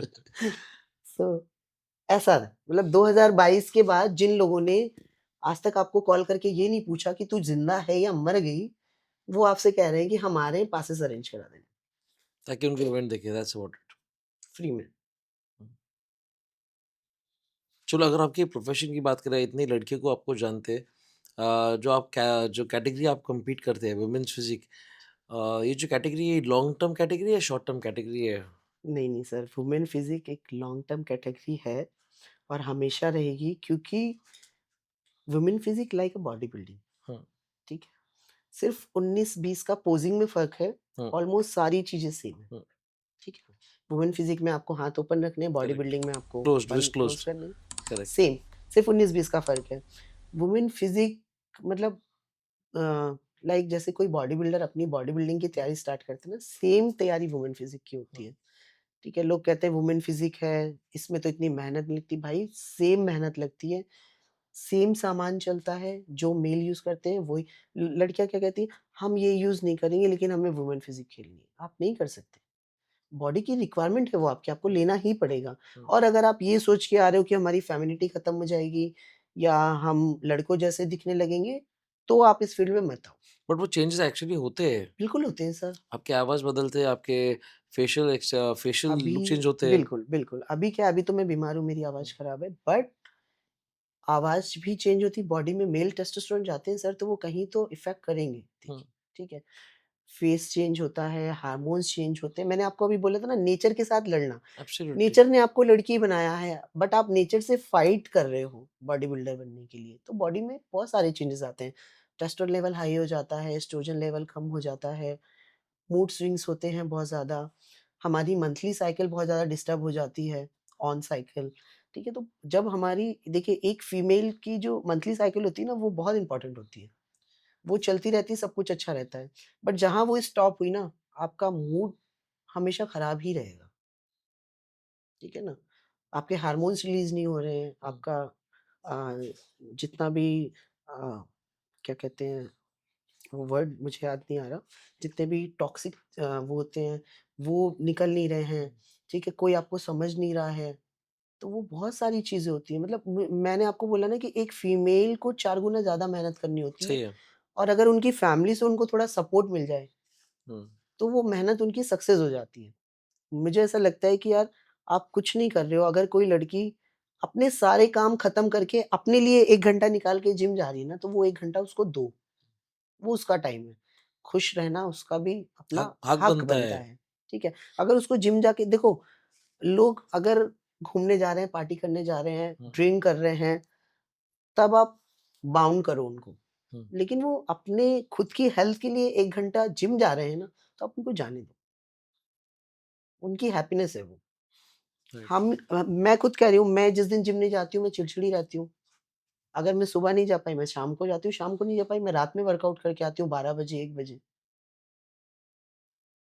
पूरे दिन मुझे ऐसा लगता है कुछ मिसिंग है, राइट। तो बहुत सारी चीज़ें चेंज होती हैं। अभी जैसे कि इन विद स्पोर्ट आपके लुक्स चेंज होते हैं, तो आवाज़ चेंज होते हैं, तो लोग आपको देख के आपसे बात करते हैं, आप मजाक उड़ाते रहेंगे, आपके पीठ के पीछे बात करते रहेंगे स्पोर्ट को लेके, व्हाट हाउ इट इज, ये बिकॉज आपने कहा कि you have a lot of testosterone आपको बॉडी में डालनी पड़ती है। ऑब्वियस सी बात है, उसके बिना गेम नहीं है, ठीक है? बिकनी एक अलग गेम है, आपका नहीं उसमें पर्सपेक्टिव आपको आपका, ग्लैमर हाँ, बिकिनी में आपको ग्लैमर है, ग्लैमर दिखना। ये आपको अपना बॉडी दिखाने में actually equal to males body building competition, हाँ, बट लोगों का रिस्पॉन्स, आपका पर्सपेक्टिव क्या है गेम को लेके सर अपेरेंटली? मैंने तो बोला ना मुझे फ़र्क नहीं, अब मैंने आपको बोला ना, आप मेरा एक कमेंट खोलना, कोई कहता है मर्द बन गई है, छक्का बन गई है, किन्नर लगती है, शक्ल तेरी ट्रांसजेंडर हो गई है, ठीक है? कोई माँ-बहन की गालियाँ लिखता है, मैं तो बराबर देती हूँ मैं भी, सबको वैसे ही जवाब। देखो मेरा क्या है, गिव एंड टेक, जैसा दोगे आपको वैसा ही मिलेगा। आप मुझसे प्यार से बात करोगे, मैं आपसे प्यार से बात करूँगी। आप मुझे गाली दे के बात, मैं भी आपको गाली दे के बात करूँगी, ठीक है ना? तो मुझे ऐसा लगता है कि लोगों को बहुत ज़्यादा जागरूक होने की ज़रूरत है बॉडी बिल्डिंग को लेके। मेल बॉडी बिल्डर्स भी बहुत सारे ऐसे हैं, जो फीमेल्स को गंदे-गंदे कमेंट करते हैं, ठीक है? हमारे पास आ जाओ, हम कराते हैं ट्रेनिंग, आओ कभी हमारा शो खेलो। इवन मैं नाम नहीं लूँगी यहाँ पे, एक शो में मैं गई थी, वहाँ मुझे एक लड़की ने बोला कि मैम मैं आज के बाद कभी बॉडी बिल्डिंग नहीं खेलूँगी, मैं क्विट कर रही हूँ गेम। मैंने उसको समझाया, मैंने कहा बेटा क्या हुआ ये वो, तो उसने मुझे थोड़ा फैमिली इश्यू बताया, इन-लॉज़ अलाउ नहीं कर रहे। मैंने कहा कोई बात नहीं, मेरी बात कराओ, मैं उनसे बात करूँगी। फिर उसने बोला नहीं मैम, इस कॉम्पिटिशन में जो जजेस हैं, उन्होंने मुझे ना एक स्लिप दी है हाथ में। हम्म, मैंने बोला क्या स्लिप दी है? हाथ में मुझे स्लिप दी है कि इसमें मेरा नंबर है, आप कॉम्पिटिशन के बाद मुझे कॉल करना। हम्म, कंपटीशन तू उसको नहीं जानती, वो तुझे नहीं जानता, कंपटीशन के बाद क्यों कॉल करना भाई हम्म, किसी को? मैंने बोला कोई बात नहीं, मेरे नंबर से कॉल कर, हम्म, मैं बात करूँगी। हम्म, कह रही नहीं मैम, मैंने तो, मेरे हस्बैंड साथ खड़े थे, मैंने फाड़ के फेंक दिया। हम्म, मैंने पढ़ा भी नहीं। मतलब ऐसी हमारी इंडस्ट्री में ऐसी भी गंदगी हो रही है कॉम्पिटिशन्स के नाम पे, ठीक है? कि मतलब आपको फर्स्ट देना है, आपको नंबर अपना लिख के दे दिया है कि आप कॉम्पिटिशन के बाद कॉल करना। ऐसी भी चीज़ें चल रही हैं हमारी इंडस्ट्री में। इसलिए मैं लोगों को कहती हूँ कि अगर आप किसी कॉम्पिटिशन की तैयारी कर रहे हो, आप अच्छे लेवल के कॉम्पिटिशन खेलो। ये गली मोहल्ले यहाँ-वहाँ मत जाओ, ठीक है? एक कॉम्पिटिशन मैंने देखा फरीदाबाद में, एवरी 2 डेज़ में वो बंदा कॉम्पिटिशन कराता है। हम्म, एवरी 2 डेज़ में। मेडल, सर्टिफ़िकेट सब उनके खुद के बनते हैं। हम्म, ट्रकों में बच्चे, ट्रैक्टर में बच्चे गाँव से भर-भर के आते हैं, नेचुरल कैटेगरी। हम्म, वहाँ क्या होता है, इधर आओ, इधर आओ। तुम किसके लड़े? अच्छा इसको गोल्ड देना, पीछे जाओ। अगर एक लाइन से 10 बच्चे खड़े, 10 को गोल्ड, क्या बात कर रहे कि हैं? सेम कैटेगरी में। How is that possible? मज़ाक है ना सर, आपने तो फिर गेम को मज़ाक बना दिया। हम्म, सिर्फ़ क्यों? उनका कुछ लगना नहीं है। पार्क में एक टेंट लगा दिया, 2 डीजे चला दिए, माइक दे दिया है, खत्म। सबको गोल्ड पे गोल्ड दिए जा रहे हो आप। क्या ये मज़ाक ही तो है? मतलब गेम बचा ही कहाँ है? आप तो पैसा कमा रहे हो, हम्म, ठीक है? मैं कहती हूँ आप ₹1000 भी पर बच्चा ले रहे हो, गाँव से 200 बच्चे आपने बुला लिए, 2 लाख रुपए आपके हो गए, और हर तीसरे दिन आप शो करा रहे हो। कमाई भी अच्छी हो रही है, कमाई भी अच्छी उनको हो सिर्फ रही है। मेडल से मतलब है। बच्चों को क्या चाहिए? छोटे-छोटे बच्चे हैं, वो मेडल लेके खुश हो रहे हैं वो, ₹1000 में। उन्होंने मेरा पोस्टर बनाया था। हम्म, मैं गई थी वहाँ पे मीट एंड ग्रीट का, और दैट टाइम मैंने उनको बोला था, आज के बाद आपने मेरी फ़ोटो कहीं यूज़ करी, तो मैं आपके ऊपर केस कर दूँगी। हम्म, वो दिन और आज का दिन है, मैं नहीं गई वहाँ। अरे बाप रे। कि मतलब जो जेन्युइन है, जो डिज़र्विंग है, वो खड़ा होके रो रहा है, ठीक है? और आप सबको गोल्ड पे गोल्ड दिए जा रहे हो। हर कैटेगरी में 10 गोल्ड थे सर, मतलब सेकंड और थर्ड तो मैंने देखा ही नहीं किसी को, यानी कि फुल तैयारी में है गोल्ड देने के लिए। सबको गोल्ड। उन्होंने मेडल ही नहीं बनाए सेकंड थर्ड के। समझ रहे हो आप? Got got it. एक कॉम्पिटिशन में मैं भी गई, पहले तो आप जजिंग करने अगर आए हो, तो आप खुद भी तो थोड़ा मेंटेन रहो। हम्म, आप जजिंग करने आए हो। मेरा स्टूडेंट खेल रहा था, उसका कंपटीशन था, उसने बोला मैम आप नहीं चलोगे तो मैं नहीं खेलूँगा कंपटीशन, तो मुझे उसके साथ जाना पड़ा। और मैं ऐसा पूरा पैक होके गई थी कि मुझे कोई पहचाने ना कि आईएफबीबी प्रो नंदिता वहाँ गई हुई है कंपटीशन में। फिर भी 1-2 लोगों ने पहचान ही लिया। वहाँ क्या था, पहले तो जज का पेट ऐसे शर्ट यहाँ तक आ रही है। आप जजिंग करने आए हो यार, पहले आप वेल मेंटेन तो होके आओ। एक गेम का रूल होता है, मेंटेनेंस भी तो आपको देखनी है ना। मेन फिजिक में उनको यही नहीं पता कि ओलंपिया में रूल्स चेंज हो चुके हैं। पोजिंग अब सिर्फ 2 होती है, quarter in right, quarter in right. आप जजिंग कर रहे हो, एटलीस्ट रूल तो पढ़ो, इतना तो आपको मालूम होना चाहिए, है ना। मेन फिजिक में पोजिंग पे पोजिंग कराए जा रहे हैं, फ्री पोजिंग भी करा दिया, म्यूजिक भी चलवा दिया। जो बच्चा सेकंड, मतलब जिसको फोर्थ थी उसको सेकंड आना था, जिसको सेकंड दिया उसको फोर्थ आना था। ठीक है, अब जो बच्चा सेकंड डिजर्विंग है, फर्स्ट डिजर्विंग है, आप उसको फोर्थ दे रहे हो, झगड़ा तो होगा, एब्सोल्युटली। है ना। अब उनके कोच आगे खड़े हो गए कि आपने फोर्थ कैसे दे दिया। मैंने उनको बोला, जो जजिंग कर रहे थे, मैंने कहा सर आप एक बार कंपैरिजन करवाओ। कह रहे नहीं नहीं अब तो मैंने दे दिया, उनको नहीं पता था मैं कौन हूँ, मैंने तो अब दे दिया, अब डिसीजन फाइनल है। मैंने कहा फाइनल है। मैंने कहा ये आपने जो पोजिंग कराई, आपको मालूम है ओलंपिया में पोजिंग चेंज हो चुकी है, सिर्फ 2 पोजिंग है। फिर वो मेरी शक्ल देखता रहा। मैंने कहा आपको मालूम है मैं कौन हूँ? नहीं। मैंने कहा मैं आईएफबीबी प्रो नंदिता हूँ। कह रहा मैडम फिर आप क्यों नहीं जजिंग कर रहे हो? मैंने कहा, मेरा काम नहीं है ना यहाँ जजिंग करना, मैं यहाँ जजिंग नहीं करने आई हूँ, मैं अपने बच्चे को लेके आई हूँ। फिर मैंने दोबारा से रीटेक करवाया, दोबारा से पोजिंग करवाई, कंपैरिजन करवाया, सारे पोजिंग के वो मैंने बोले। अच्छा, पहले जिस बच्चे को फोर्थ दिया, फिर उसको इन्होंने सेकंड दे दिया। अब जिस बच्चे को सेकंड आपने पहले दे दिया, अब उसको एकदम से आप फोर्थ दोगे, फिर तो झगड़ा होगा, एब्सोल्युटली। है ना। अब फिर उस बच्चे का कोच आ गया कि तुमने पहले इसको सेकंड दिया, तुमने अभी इसको कैसे फोर्थ फोर्थ दे दे रहे दिया, हैं? करेक्ट। है ना? फिर से कंपैरिजन हुआ, मैंने पूरा प्रॉपर वीडियो बनाया और मैंने दोनों बच्चों के कोचेस को दिया कि सर बच्चे में कमी कहाँ है, आप वो देखो, आप उसकी कमी पे ध्यान दो, ठीक है, यहाँ लड़ने से कुछ नहीं होगा। मैंने कहा आपके सामने है, ये देखो आप वीडियो, आप बच्चे की कमी पे ध्यान दो, अगली बार और अच्छा लेके आओ, और फिर अगर इतना अच्छा है तो आप ऐसे कॉम्पिटिशन्स खिला ही क्यों रहे हो, करेक्ट। है ना? वहाँ मेरा अच्छा खासा। अच्छा, मेरे साथ बड़ी गलत प्रॉब्लम है सर, मैं ना गलत चीज़ नहीं बर्दाश्त कर सकती। सही और गलत के मामले में मेरी लाखों की चीज़ अगर खाक हो रही है ना, मुझे वहाँ फ़र्क नहीं पड़ता। अब पता नहीं मुझे क्या हो गया, एक मेरा गुस्सा कंट्रोल नहीं होता, एक मैं गलत सही चीज़ें नहीं बर्दाश्त कर पाती। मेरी आँखों के सामने गलत हो रहा है तो मैं चुप नहीं बैठूँगी। वो कितना बड़ा करोड़पति हो, कितना बड़ा बिलियनियर हो, मुझे फ़र्क नहीं पड़ता। कितनी बार मेरे घरवाले कहते हैं, "अरे रहने दे बीएमडब्ल्यू में बैठा है मत बोल।" अरे बीएमडब्ल्यू में बैठा है तो तो रूल्स नहीं पता उसे रोड के। मेरे साथ ऐसा होता है।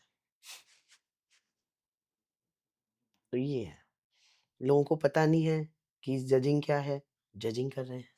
लोगों को पता नहीं है कॉम्पिटिशन क्या है, मज़ाक बना के बस देते रहो, गोल्ड देते रहो, ठीक है।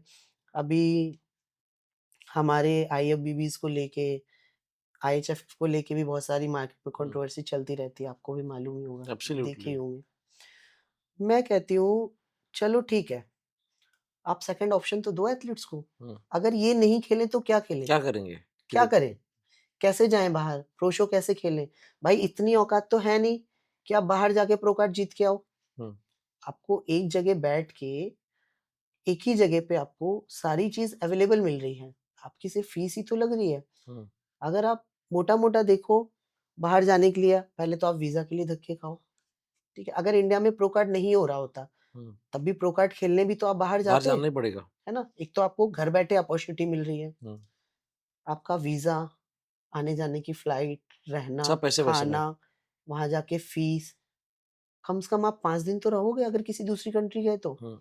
आपके लाखों रुपए बच रहे हैं। अगर आप 25-30 हज़ार रुपए फीस दे भी रहे हो ना, तो आप किसी पे एहसान नहीं कर रहे हो, ठीक है ना? उसके बदले में आपको 14-15 लाख रुपए का प्रो कार्ड भी तो मिल रहा है, उसकी वैल्यू भी तो है। बिना उसके तो आप प्रो शो खेलने नहीं जाओगे। सही है। और मैंने एक वीडियो भी बनाया था, बहुत कंट्रोवर्सी हुई थी उस बात पे, कि जितने भी हमारे प्रो कार्ड होल्डर्स हैं, जिन्होंने प्रो कार्ड लिया हुआ है, अगर उनको आईएचएफएफ या प्रो कार्ड से इतनी प्रॉब्लम है, तो बाहर जाके क्यों नहीं जीत के आते प्रो कार्ड? भाई मत जीतो ना इंडिया में, बाहर जाओ जीत के आओ। अगर आप में इतने गट्स हैं कि मैं बाहर जाऊँगा और मैं जीत आऊँगा, तो आप जाओ ना, क्यों नहीं जा रहे हो आप? इस चीज़ पे भी बहुत कंट्रोवर्सी हुई थी। नहीं, पॉइंट सही है कि अगर आईएचएफ इंडिया में अगर होगा नहीं, ये लोग कंट्रोवर्सी की वजह से, तो फिर एथलीट जाएंगे कहाँ? जाएंगे कहाँ? आप एथलीट्स, ऑप्शन दो ना। अभी आईएचएफ आने के बाद एथलीट्स को एक रिस्पेक्ट प्लेटफॉर्म तो मिल रही मिलता है, है, प्लेटफॉर्म मिल रही है, एक रिस्पेक्ट मिल रहा स्टेज है, मिल प्रो रहा है, बन रहे हैं। कोचेस को प्लेटफॉर्म मिल रहा है, ब्रांड्स को प्लेटफॉर्म मिल रहा है। फिर बहुत कहते हैं ना, एक चीज से बहुत सारी चीजें जुड़ी होती हैं, कनेक्टेड होती हैं। हाँ, ठीक है ना? कोचेस कनेक्टेड हैं, एथलीट्स हैं, ब्रांड्स हैं, आप लोग हैं, मीडिया है, बहुत सारी चीजें हैं। अगर मैं तो मतलब सिंपल बोलती हूँ कि अगर किसी को प्रॉब्लम है तो आप बाहर विन करके आओ और फिर दिखाओ कि हाँ, मेरे में गट्स थे और मैं विन करके आया। बहुत कम लोग ऐसे स्टेप उठाते हैं। ठीक है ना? मुझे तो बीच में सर धमकियां मिलने लगी, तुझे देख लेंगे, यहाँ आके मिल, वहां आके मिल, क्यों? आओ कभी हमारे गांव की औरतें बहुत आ, उनके हाथ इतने मजबूत होते हैं, तुम्हें थप्पड़ थप्पड़ मारेंगी, ऐसी सी भी धमकियां मिली मुझे। तो मैंने अपने जिम का एड्रेस भेजा। मैंने कहा ये मेरे जिम का एड्रेस है, ये मेरे घर का एड्रेस है, जब आना हो मोस्ट वेलकम। अकेले आएगा अकेले, 10 लोगों को साथ लेके आना हो 10 लोगों को साथ लेके आ, तुझे यहीं मिलूंगी और अकेले मिलूंगी। हाँ, इतने गट्स रखती हूँ मैं। हाँ। आज तक वो बंदा मुझे किसी इवेंट में मेरे सामने नहीं पड़ता। ठीक है? अगर उसे पता चला है कि उस इवेंट में मैं हूँ, वो पहले निकल लेता है। बट क्यों, ऐसा क्यों? कुछ हुई थी सर की कंट्रोवर्सी, मनीष गांधी सर की किसी से, तो उन चीज़ों को लेके दैट टाइम मैं दुबई में थी। अच्छा। उन चीज़ों को लेके बहुत ज़्यादा कंट्रोवर्सी हुई थी और मेरे पास भी बहुत सारे ऑफर्स आए थे कि आप फेक वीडियो बना के दो कि प्रो कार्ड के लिए पैसे देने पड़ते क्या हैं। बात कर रहे हैं? मैंने बोला मैं तो नहीं दूंगी।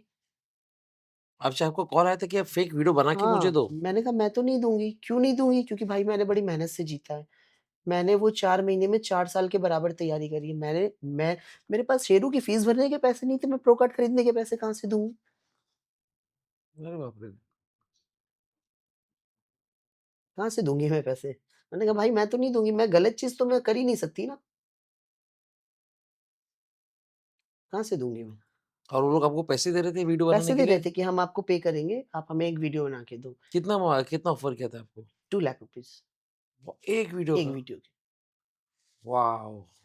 यानी कि जितने भी आए हुए प्रोस तभी वो टाइम पे थे, सबको कांटेक्ट किया दैट रहेगा? टाइम सबको कांटेक्ट किया जा रहा था। कुछ कुछ ने बनाए भी वीडियो, नाम नहीं लूंगी मैं यहाँ पे, क्योंकि वो भी प्रोज है, उनकी भी एक रिस्पेक्ट है। नाम लेना नहीं, वी हाँ, डोंट कंट्रोवर्सी, दैट हाँ। फैक्ट है। सो उन लोगों ने भी दिए वीडियोस बना के।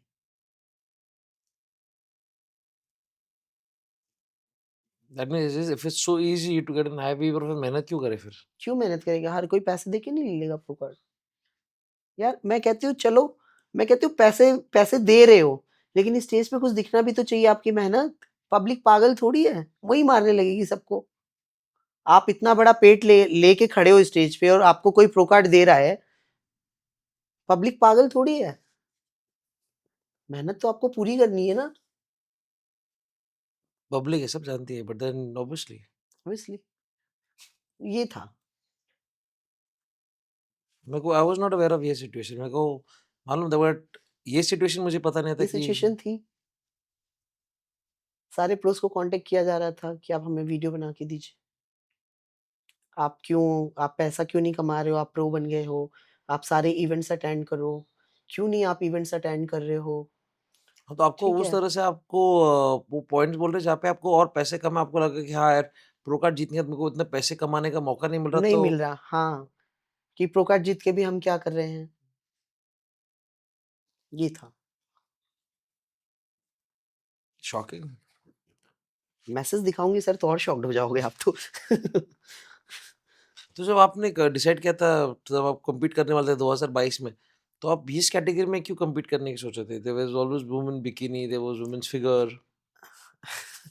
एक्चुअली सर इसका भी एक रीज़न था, क्योंकि जब मैं प्रेप कर रही थी और डेली ना वर्कआउट के बाद पोजिंग सेशन होता था हमारा, तो पहले मैं बहुत शाय हुआ करती थी कि लाइक जैसे मेरे कोच ने बोला टी-शर्ट उतारो, पोजिंग करो स्पोर्ट्स में।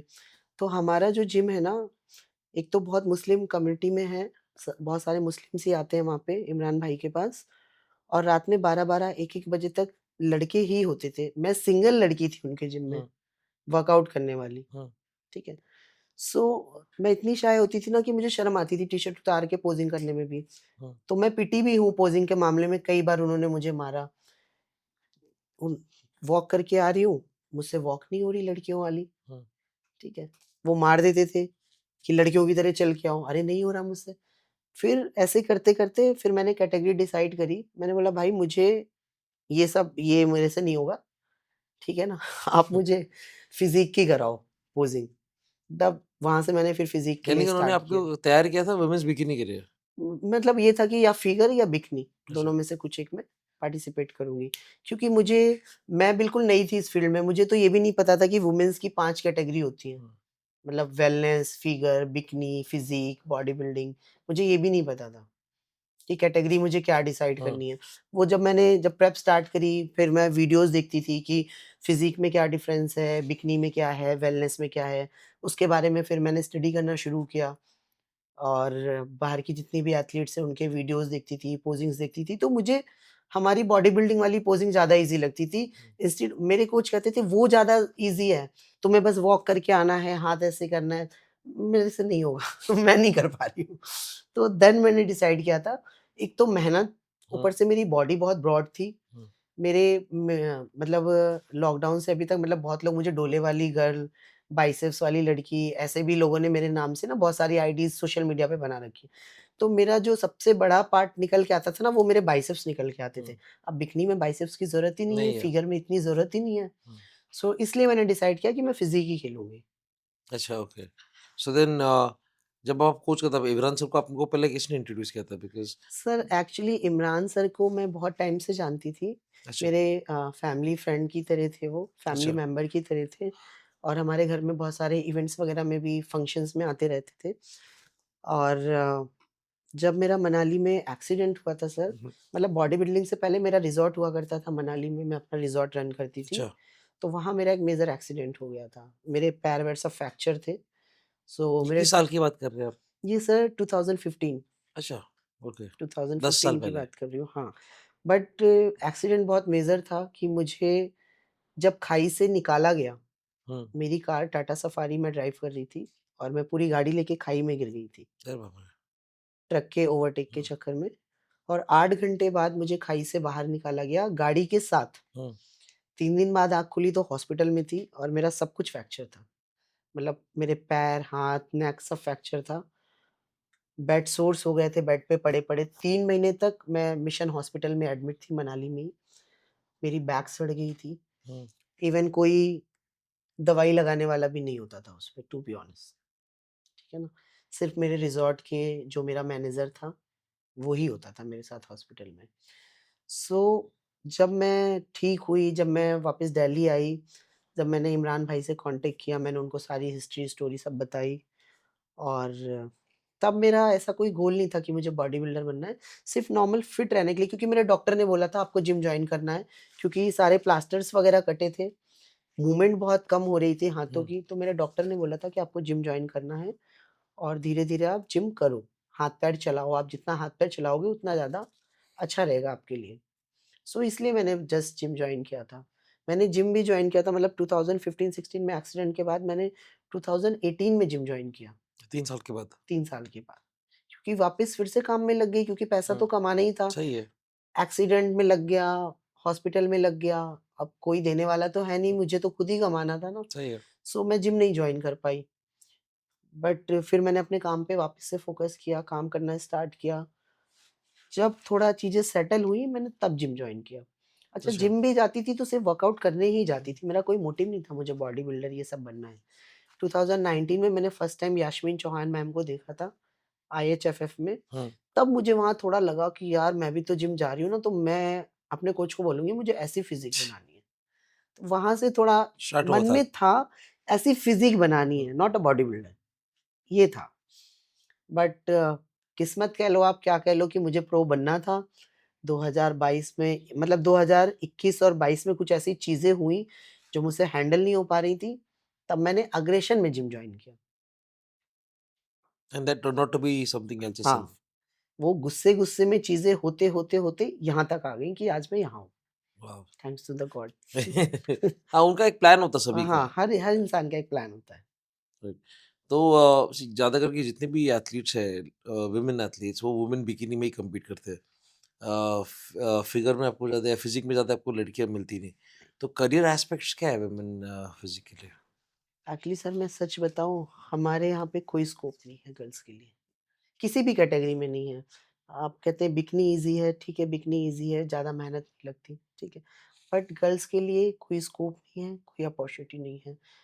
गर्ल्स को कितनी भी नॉलेज हो, हमारे इंडिया में लोग आज भी जेंडर पे टिके हुए हैं। समझ रहे हो आप मैं क्या हुँ। कह रही हूँ? कि मतलब लड़की है तो क्या ट्रेन करेगी, इसको क्या नॉलेज होगी, ठीक है ना? और ज़रूरी नहीं कि लड़का है तो उसे बहुत नॉलेज है। आपको वो दिक्कतें होती है लोगों को सिखाने के लिए जब नॉलेज शेयर करते हो? समटाइम्स मेंस का ईगो सामने आ जाता है। उन्हें ऐसा लगता है मैं लड़का हूँ तो मैं सही ही हूँ। ओके ना, अभी जब हमारे एथलीट्स है इतने अचीव करते हैं स्टेज पे, तो why don't we see them getting brands on board as influencers? क्योंकि एथलीट्स तो वर्कआउट करते हैं, वीडियोस भी बनाते हैं, तभी ब्रांड्स इन्फ्लुएंसर्स के पास क्यों जाते हैं, एथलीट्स के पास क्यों नहीं आते? एक्चुअली सर इसमें ना कमी कहीं न कहीं हमारे यहाँ की मेंटालिटी की है। लोगों को अब एथलीट्स नहीं चाहिए, लोगों को इन्फ्लुएंसर्स चाहिए होते हैं कि जिनके व्यूज़ मिलियंस, लाइक्स बहुत अच्छे हों, जिनको पब्लिक देखना पब्लिक नॉर्मल एथलीट्स को आप देखिए लोग पूरी रात रील्स देखते हैं, हम्म। उसमें लोग वर्कआउट के रील्स थोड़ी देखते हैं। या अब फॉर एग्जांपल अगर मैं एक बॉडी बिल्डर जैसे सुनीत यादव का अगर मैं नाम ले लूँगा, Sunit is one of the top body builders in the country, मेरे ख्याल से कोई ऐसे बॉडी बिल्डर है ही नहीं जो जो सुनीत उनको को ना फिलहाल जानता हो। तोड़ सके। हुँ। तो I will want to know Suneet कौन सा सप्लीमेंट लेता, क्या क्या चीज़ करता है, if I want to be like Suneet Yadav as a body builder, तो ऑब्वियसली ब्रांड सुनीत को पैसे देंगे, ब्रांड सुनीत को ही बुलाएंगे कि आप हमारे ब्रांड हाँ, एम्बेसडर बनो। राइट। अभी उन्होंने वन साइंस न्यूट्रिशन साइन किया है। हाँ। मैं भी 2 साल मैंने भी काम किया है उनके साथ वन साइंस वालों के साथ। ये सर पहले होता था कि सुनीत जाधव सर क्या खा रहे हैं, मुझे भी वो खाना है या संग्राम सर क्या खा रहे हैं, मुझे भी वो खाना है। अभी सोशल मीडिया आपने देखा है हाइप सोशल मीडिया पे क्या है, लोग 2 मिनट पे गूगल पे डालते हैं, क्रिएटिन 2 मिनट में प्रोटीन, 2 मिनट में ये, 2 मिनट में वो गूगल करते हैं, यूट्यूब पे 2-4 वीडियो देखते हैं, मार्केट जाते हैं, खुद बाय कर लेते हैं, नहीं तो ऑनलाइन मंगा लेते हैं, हम्म। ठीक है। अच्छा लोगों को गाइडेंस नहीं चाहिए, पहले तो लोगों को ये लगता है कि ये सेम सामान खा के मेरी बॉडी ऐसी हो जाएगी, सही है। है ना? हर किसी का बॉडी टाइप अलग है, हर किसी के जेनेटिक्स अलग हैं, हर किसी की मील अलग है। अगर उनकी जेनेटिक और उनके वर्कआउट के हिसाब से अगर उनकी 10 मील है, तो आपके अकॉर्डिंग शायद 5 ही हो, हम्म। है ना? उनको बॉडी में कितना प्रोटीन इंटेक चाहिए, आपको पूरी बॉडी वेट के हिसाब से कितना प्रोटीन इंटेक चाहिए, दोनों चीज़ें मैटर करती हैं। और रही कंपनीज़ की बात, तो मुझे लगता है कि अब इंडिया में 90% ऐसी कंपनीज़ हैं जिन्होंने कोई एथलीट्स नहीं सिर्फ इन्फ्लुएंसर्स हायर किए हुए हैं और आपको पता है कि सोशल मीडिया पे कितना नंगपना चल रहा है, हम्म। ठीक है? लोग वो ही देखना पसंद करते हैं।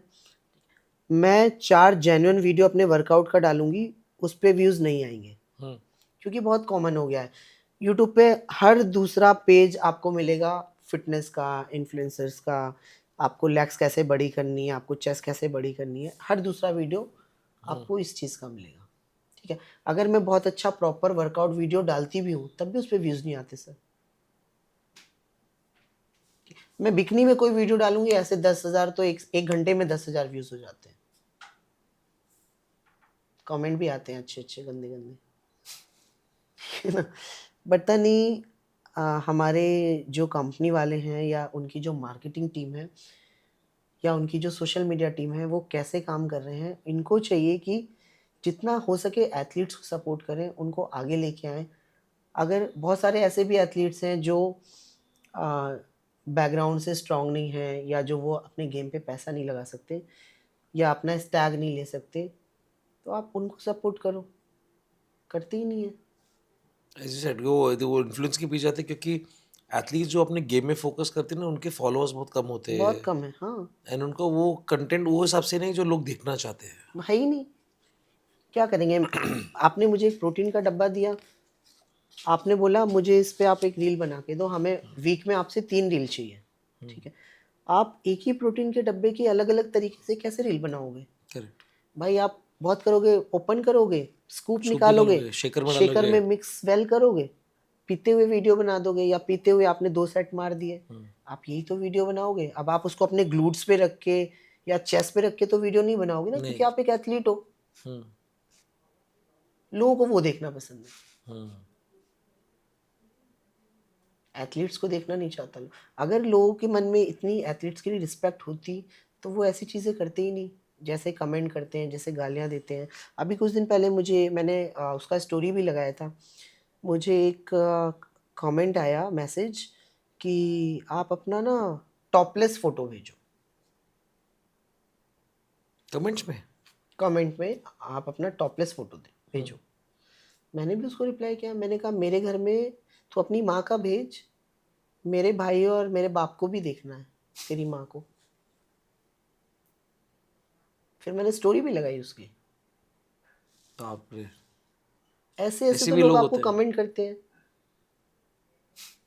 ठीक है, मतलब तुम्हें तो मज़ा नहीं आता होगा, तुम तो मर्द बन गई हो, तुम्हें तो आ, लड़कियां पसंद होगी। अरे भाई, जेंडर थोड़ी चेंज हो गया है कि मुझे अब लड़के पसंद नहीं आएंगे या मुझे लड़कियों में इंटरेस्ट बढ़ रहा है। जेंडर थोड़ी चेंज हो जाता है बॉडी बिल्डर। आपको ऊपर वाले ने लड़की पैदा किया तो आप लड़की ही लड़कियां हो। रहोगे। हाँ, मूड स्विंग्स होते हैं, आपके टेस्टोस्टेरोन अप एंड डाउन्स होते रहते हैं, ठीक है, थोड़ा बहुत। लेकिन इसका मतलब ये थोड़ी ना कि आप मेल फीमेल का फ़र्क ही भूल जाओगे। सही है। मुझे ऐसे भी कमेंट आते हैं। चलो, अब लेट्स फॉरगेट सोसाइटी, बिकॉज हमारा prospective is how we take a life ahead, and हमारा सोच क्या है। तो आप नेक्स्ट कब compete करने वाले हो in a next pro show? Sir, मैंने इस साल कुछ अपने टारगेट्स बनाए थे कि पहले मुझे अपना ब्रांड लॉन्च करना है, देन IHFF में प्रमोशन करना है। ये दोनों मेरे टारगेट कंप्लीट हो गए। अभी मेरा एक टारगेट सेट है कि मुझे अपना वेट ना 80 kg लेके जाना है। वो अभी 67 पे रुका हुआ है, क्योंकि लास्ट 1 वीक से मैं वर्कआउट नहीं हो पा रहा, मील नहीं हो पा रही, डाइट नहीं हो पा रही, आपको और 80 मैं लेके आना है? बीमार भी थी। हाँ, 13 किलोज और बढ़ाना है? 13 kg मुझे अभी और गेन करना है। तो अभी मेरा तीसरा टारगेट ये है कि मेरा वेट जब तक 80 kg नहीं हो जाएगा, मैं प्लान नहीं करूँगी कोई भी शो। अच्छा। क्योंकि सर, बाहर के जेनेटिक्स और बाहर के एथलीट्स, एक तो उनकी हाइट, ऊपर से उनका मसल मास क्वालिटी, और वो सब मुझसे बहुत सीनियर हैं।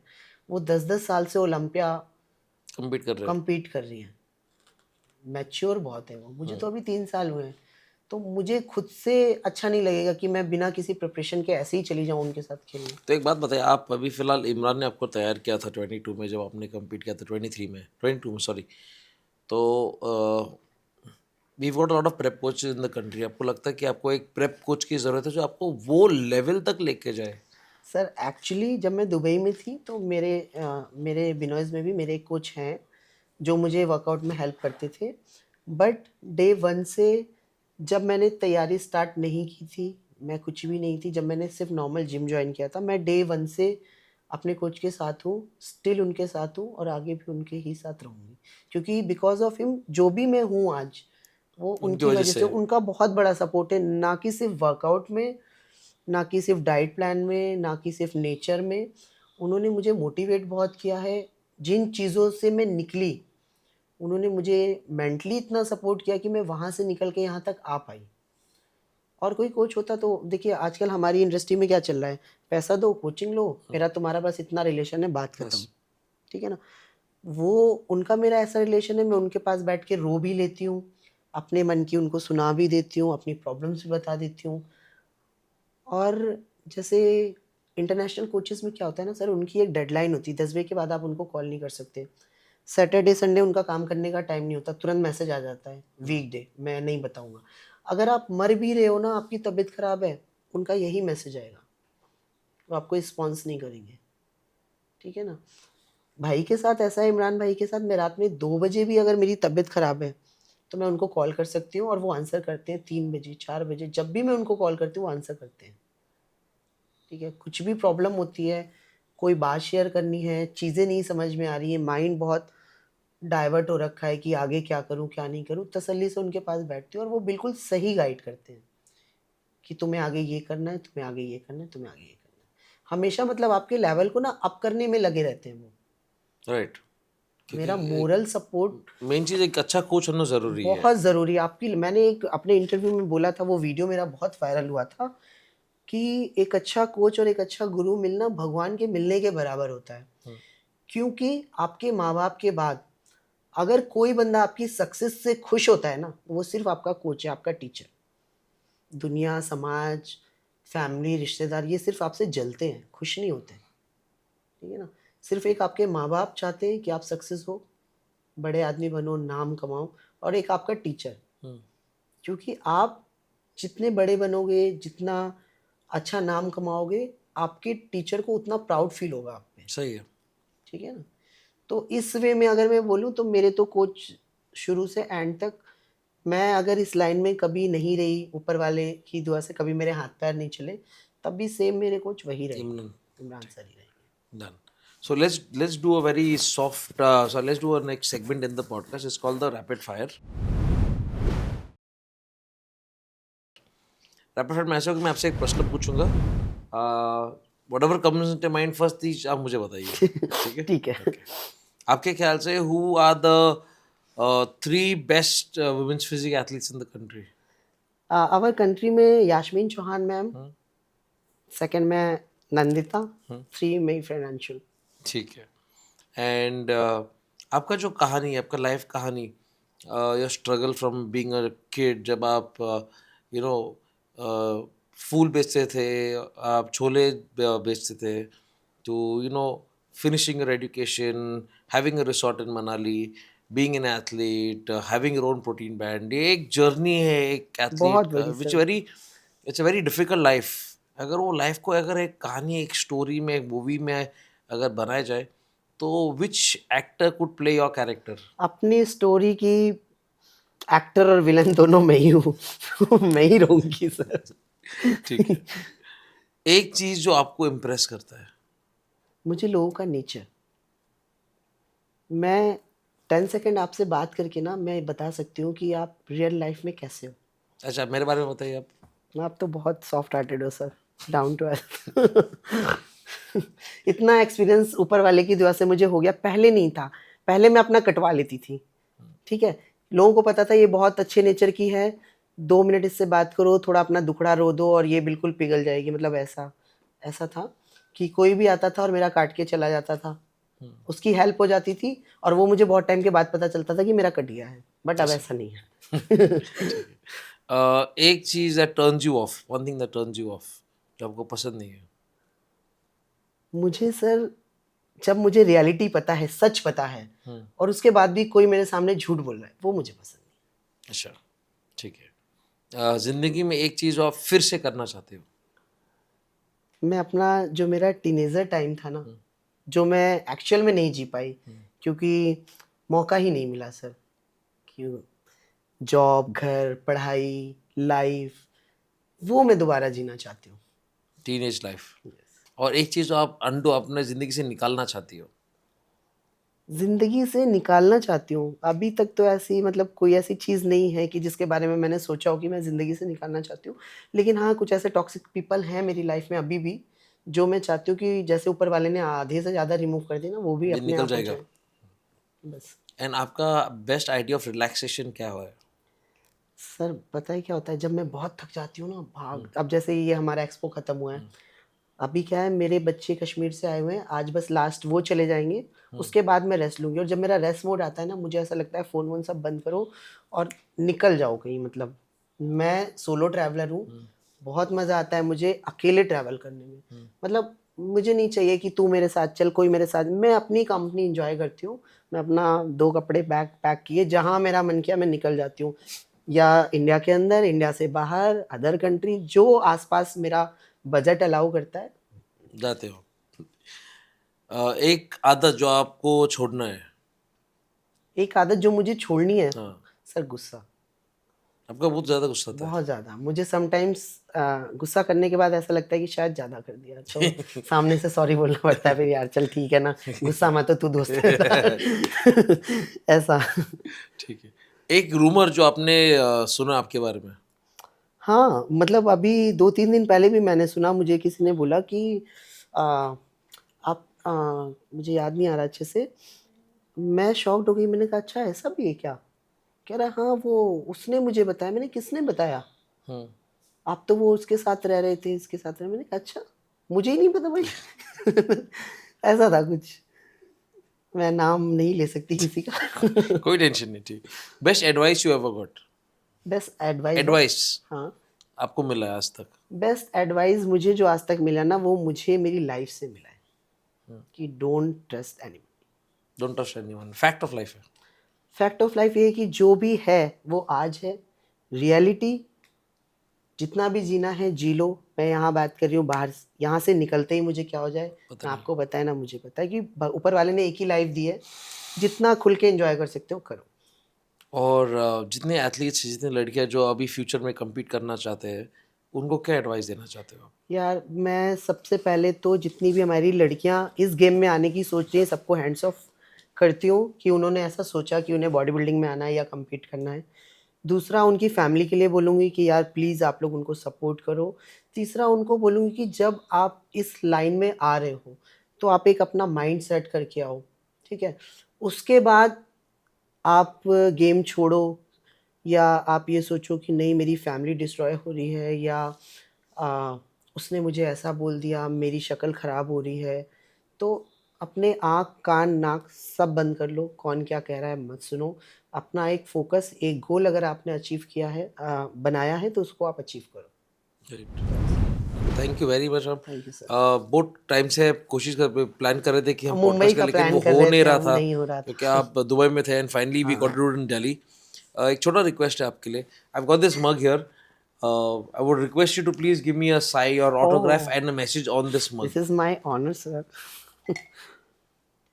ये मैं अपने साथ ले जाऊंगी क्या? नहीं नहीं नहीं, ये मेरा एक स्टूडियो है पुणे में, तो मैं स्टूडियो में सारे जितने भी गेस्ट आए हैं पॉडकास्ट में, सारे गेस्ट से लिए मैंने, एंड वो मेरे स्टूडियो में रखा है मैंने। आपका एक संदेश और autograph.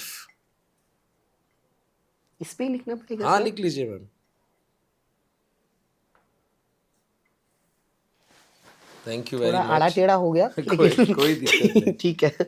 So this is gonna go in my studio in Pune where I am gonna have it. Thank you sir, and thank you. मौका मिला तो मैं पुणे आपके स्टूडियो भी आऊंगी एक बार एब्सोल्युटली लुकिंग फॉरवर्ड। देखने। आपने वक्त निकाला, अब हमारे पॉडकास्ट में एक छोटा सा गिफ्ट है आपके लिए फ्रॉम माय मैं एंटायर ऐसे टीम। वाला रिएक्शन करूँ? From my entire sorry, team. Thank you नहीं नहीं, sir, thank you so thank much. You. I hope you actually like it. Gifts बहुत कम मिलते हैं मुझे, और सरप्राइजेस भी बहुत कम मिलते हैं, लेकिन जब मुझे गिफ्ट मिलते हैं तो मैं बहुत खुश होती हूँ। Thank you very much. क्योंकि थैंक यू सर, क्योंकि जो खरीदना होता है सर मैं खुद ही खरीद लेती हूँ। राइट। मौका ही नहीं मिलता ना कि किसी से मैं बोले मुझे गिफ्ट दो। Absolutely. Thank you but so thank much you so sir, much for coming, it thank means a you lot, sir, it means a मुझे लॉट। बहुत मजा आया। Thank you. और बहुत टाइम से इतनी बातें मेरे अंदर थी ना, वो निकल गई सारी बात। That is what I was looking actually forward for. Sahil की बातें ना मैंने कभी डिस्क्लोज करी नहीं किसी से, वो बात हो नहीं पाई कभी। Thank you very much. All the very best for your future endeavors. All the thank very you best sir, to compete abroad. All the best with your supplement brand. Thank you. And we want to see you grow. We want to see you succeed, and we want to see you at the Olympia stage very and soon. Please ऐसे ही support करते रहिएगा आप Absolutely. भी। मुझे एक game से प्यार है, मुझे एथलीट सपोर्ट करने में जितना मैं कर सकता हूँ मैं करता हूँ, and I always want to see the athletes वो grow. हम देख रहे I हैं, want to इतने see the सालों sport से growing. देख रहे हैं आपको, मैं और अच्छा लगता है। 2017 से एसोसिएटेड हूँ with Olympia India Sheru classic के साथ, and I enjoy every moment. अभी भी जब मैं स्टेज पे चढ़ता हूँ, अभी भी नर्वसनेस होता है, अभी भी एक्साइटमेंट होती है। It's not same like same sir, हम स्टेज पे जाते हैं ना अपना फोटो वीडियो बनाने के लिए, सेम नर्वसनेस होती है जैसे हम खुद compete करने आए हैं Right. अभी भी। और मैंने आपको फर्स्ट टाइम जो देखा था ना 2019 में देखा हाँ था, जी। दिल्ली वाले IHFF में, Right. तब से स्टिल आज तक देख रही हूँ आपको। 2050 लग गया, ये 25। Right, I will always be on the stage, that is my same, मतलब स्टेज। आप में कोई चेंजेस नहीं आया। मुझे लोग कह सकते हैं कि मेरी मतलब आप मेरा पिछले साल का फोटो, उससे पहले मेरी मेरी ना शक्ल हर साल चेंज होती है, मेरे रिश्तेदार नहीं पहचानते। तो, लेकिन आप वैसे के वैसे ही हैं, तो मुझे भी बताइए आप इतना मेंटेन कैसे रहते हो sir? My wife, she takes very good care of me. मुझे भी शादी करनी पड़ेगी जल्दी। लेकिन मैं इसीलिए नहीं करती हूँ, मुझे अपने गुस्से से डर लगता है, मेरा बेचारा पिटपिटा जाएगा क्या पता। रहने दो, पता चले उसमें ही 2 बजा रही हूँ मैं। तू बैठ, मैं आ रही हूँ जिम करके। Done done. So thank you so very thank much you for sir, coming ma'am. Thank you. Thank you. बहुत मजा भी आया और बहुत टाइम के बाद मैं इतना हंसी हूँ। Thank you.